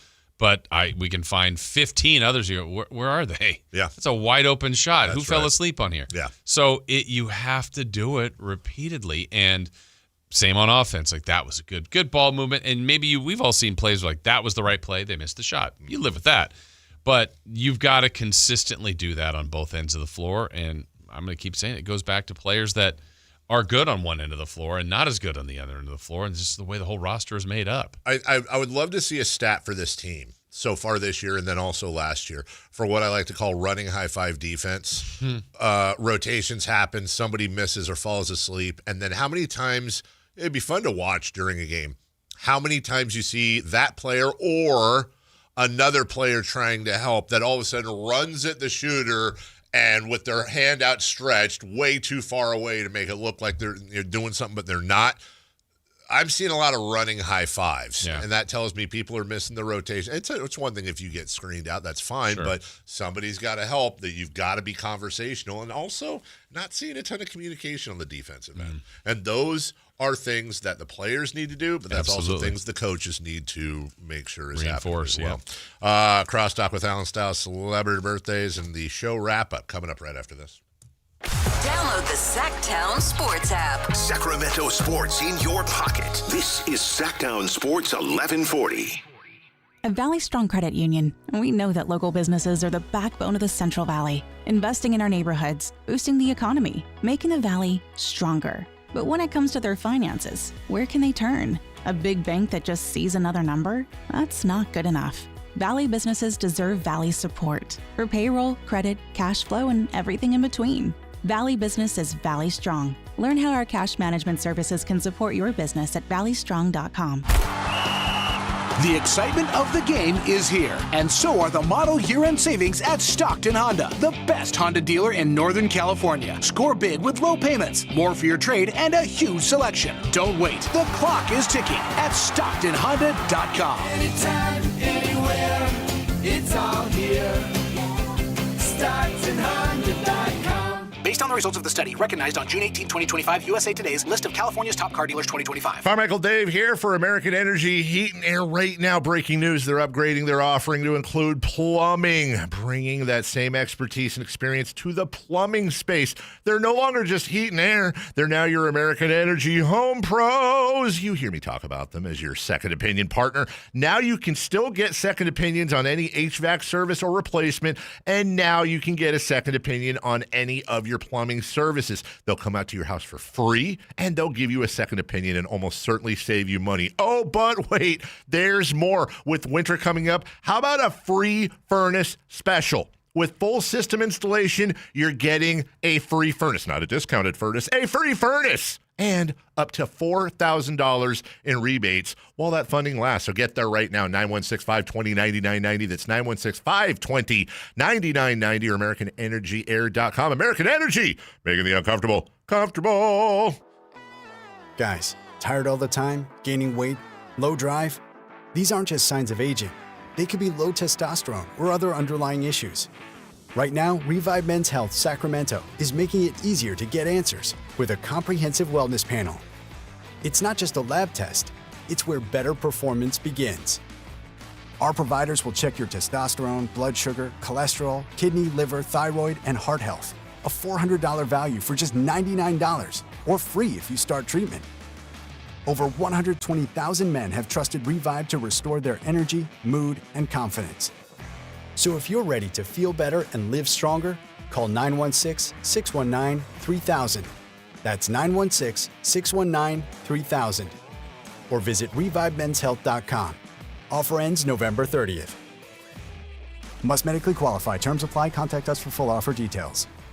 Golf to Go is brought to you by the Hagen Oaks Golf Super Shop. Here's Frank LaRosa. Born in 1892 to a socially prominent family, she was the consummate athlete, proficient in golf, tennis, marksmanship, swimming, and car racing. Many considered her the greatest horsewoman of the century. She was a pioneer in the field of golf course development with 3 world-class courses on her resume: the Women's National Golf and Tennis Club, Cypress Point, and Pasatiempo.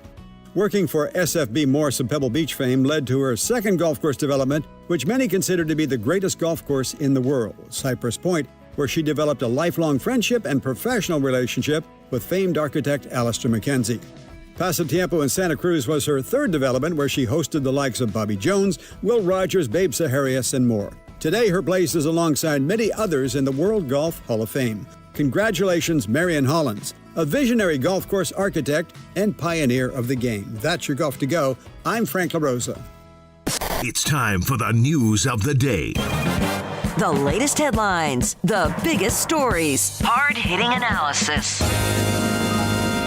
Yeah, this is none of those things. And now, here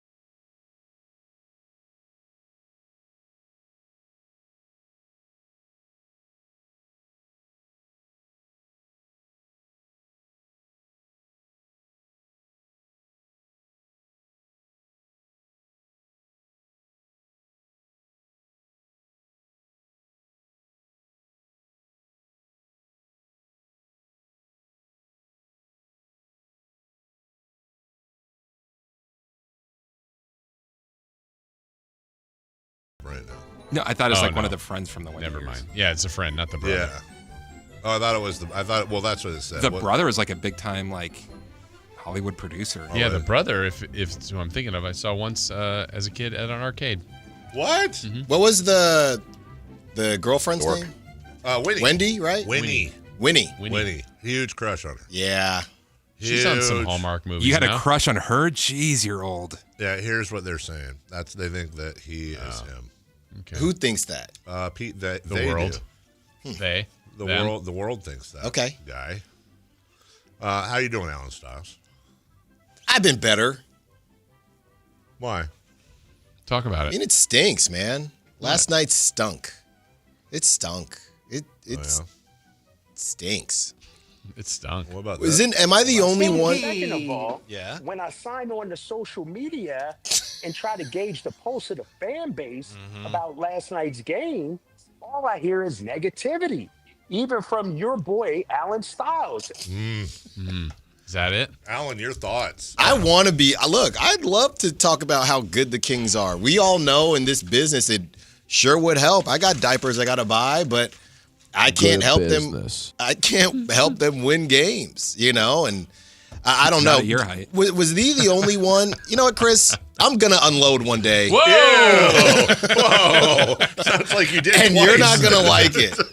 You're not going to like it at all. Was that the question you were asking me when you were walking out? You're not going to like it one bit. Oh, that's bad. You're not going to like any of it. Any of it. Anyway. But I don't know. I thought it was weird. I was going back and forth with Kyle on it, and 2 minutes. Ledbetter or Draper? Who called you out? No, not Draper. Okay. 2 minutes, 24 seconds. Yeah. Zach makes that second free throw. It's 14 points. You don't play again till Saturday.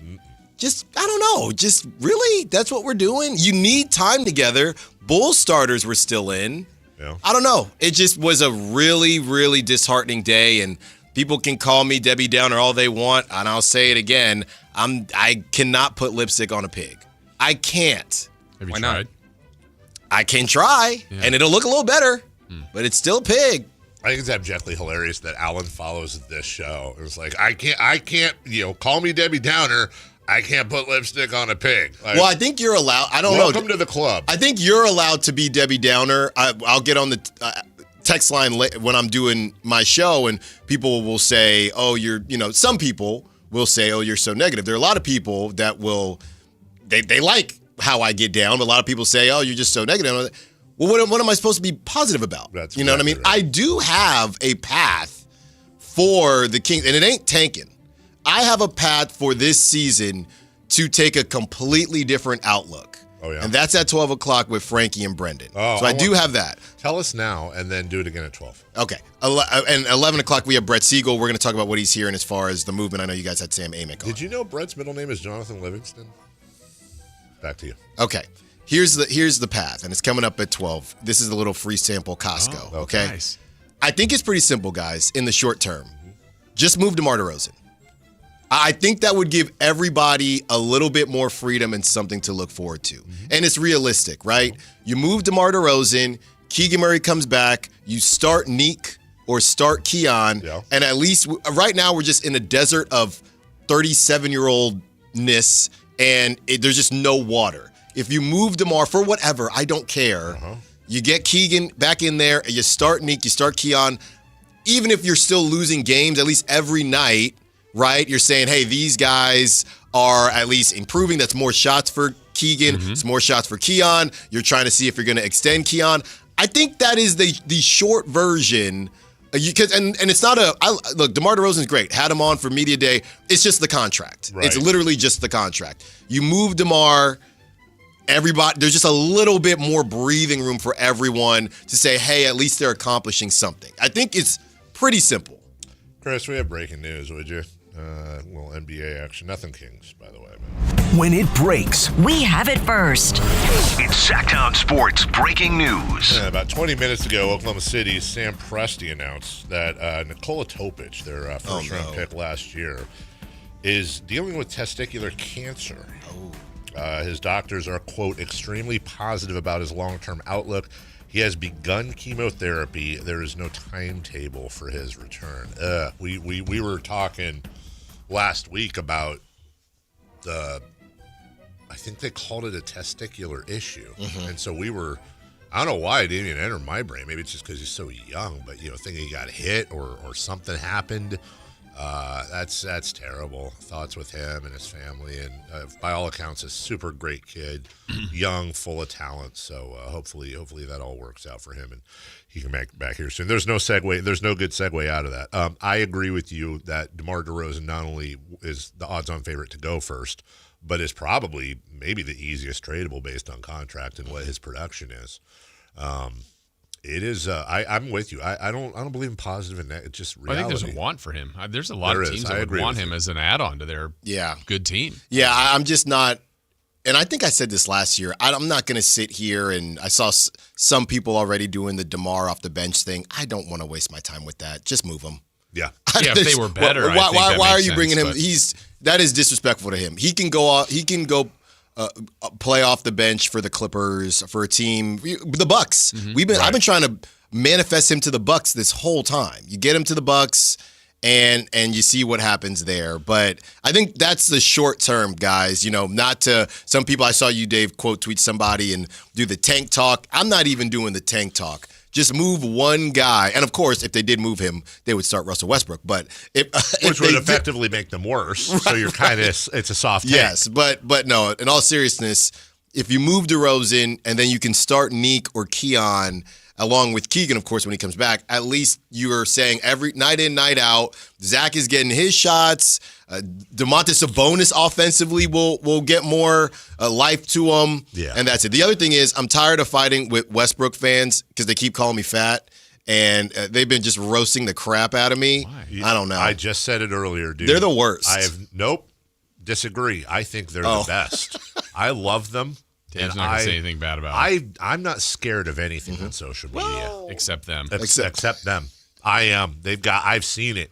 They're like I said, they're like piranhas to a ham steak. Yeah, I didn't even say anything bad. I'd just like to say, I think, personally, Russell Westbrook, maybe top 3 player of all time. And I admire that. I would say number 1. I just didn't want to get people thinking I was whatever. And I would say this. I'd say his fan base is maybe the most committed, best fan base in the world ever in history. Love them. Love them. Russell FC, I'm here for you, baby. Celebrity Birthdays brought to you by Crumble Cookies. Isn't that who Huddersfield plays this weekend? Yeah, Russell FC this Saturday on the road. Nothing says family and friends or Russell Westbrook more than enjoying a nice, tasty Crumble Cookie. Much like his game, it's going to make you feel good. Back to you, Jason. All right, because I know with all certainty that Chris is going to guess this first one, I'm going to ask you to. Okay. It's from his group. The band? Oasis. Oh. The song Wonderwall came out on this day in what year? God. 1990. Oh, I'm going to get it within a year. 95. Really? Yeah. The Body Wonder. Oh, no, that's Body is a Wonderland. Jeez. Yeah, same song. Same song. Your Body is a Wonderwall. 97. Nope, Dave is correct. We have a correct answer. Chris is correct about Dave being correct. Dave, you're correct. Boom! Big Oasis guy. Yeah. Happy birthday, better than the Beatles. Devin Booker. Go ahead, Chris. That's your guy. Better get it. Yeah, you got his shoes. Don't screw Devin it up. Booker is 28. I think he's right, but I'll just for fun say 29. Yeah, he's getting closer to 30, but I don't think he's 30 yet. 28. I think he's 28. But I'm going to say 29. You can switch to 28. 28. 2 28s and a 29. You are getting on a plane today. We have a correct answer. Carmichael Dave, yeah. 29. Wow, that's too clutch. Get him. Absolutely clutch. Happy birthday, Henry Winkler. Wait, Fonz. is today the 30th? Yeah. That's why he thought he was 28 still. Of course he's 29.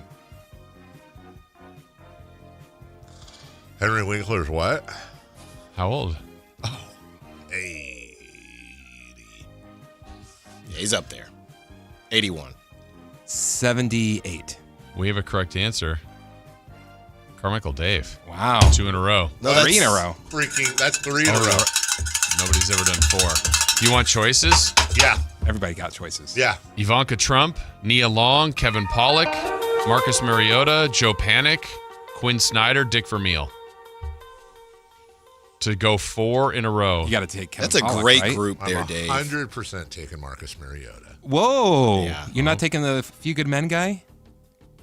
Marcus Mariota, Jameis Winston. Jameis was a freshman. Marcus is a Warrior. Uh-oh. Math is getting involved. I'm getting nervous. Mariota? Yep. Marcus Mariota's 30. Alan? No. He's based on, Dave, you did the math. I think he's like 32 turning 33. I think he's 33. 32.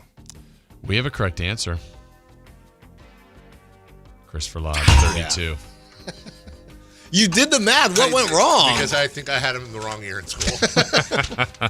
Alan's got theories and innuendos and all kinds of stuff coming up. He will have an on-air response when he opens the show to Kyle Draper taking an absolutely uncalled for shot at him on social media and on the show yesterday, on these very airwaves. Is Alan going to stand for that? Or is he going to say something back for Christopher Lod? Or is he a total and complete coward? For Christopher Lod, I'm asking. For Chris, Kyle says yes. Kyle, not Draper, that one. What's his last name? Ledbetter. For Okay. Christopher Lod, for Jason Ross, for not Kelly Brothers, though, but for Sam Amik. I'm Carmichael Dave. Hey, LOL, light the beam. I'll see y'all on Monday. I'm off tomorrow. Safe travels, Dave. Thank you. Bye-bye now. The Drive Guys, weekdays 2 p.m. to 6 p.m. On Sactown Sports 1140. This is the story of the one. As a safety manager at a manufacturing plant, he does or just out by Granger, for the ones who get it done. Hey, this is Greg Papa. Are you working through a major insurance claim? SunPoint Public Adjusters can help. SunPoint prepares, presents, and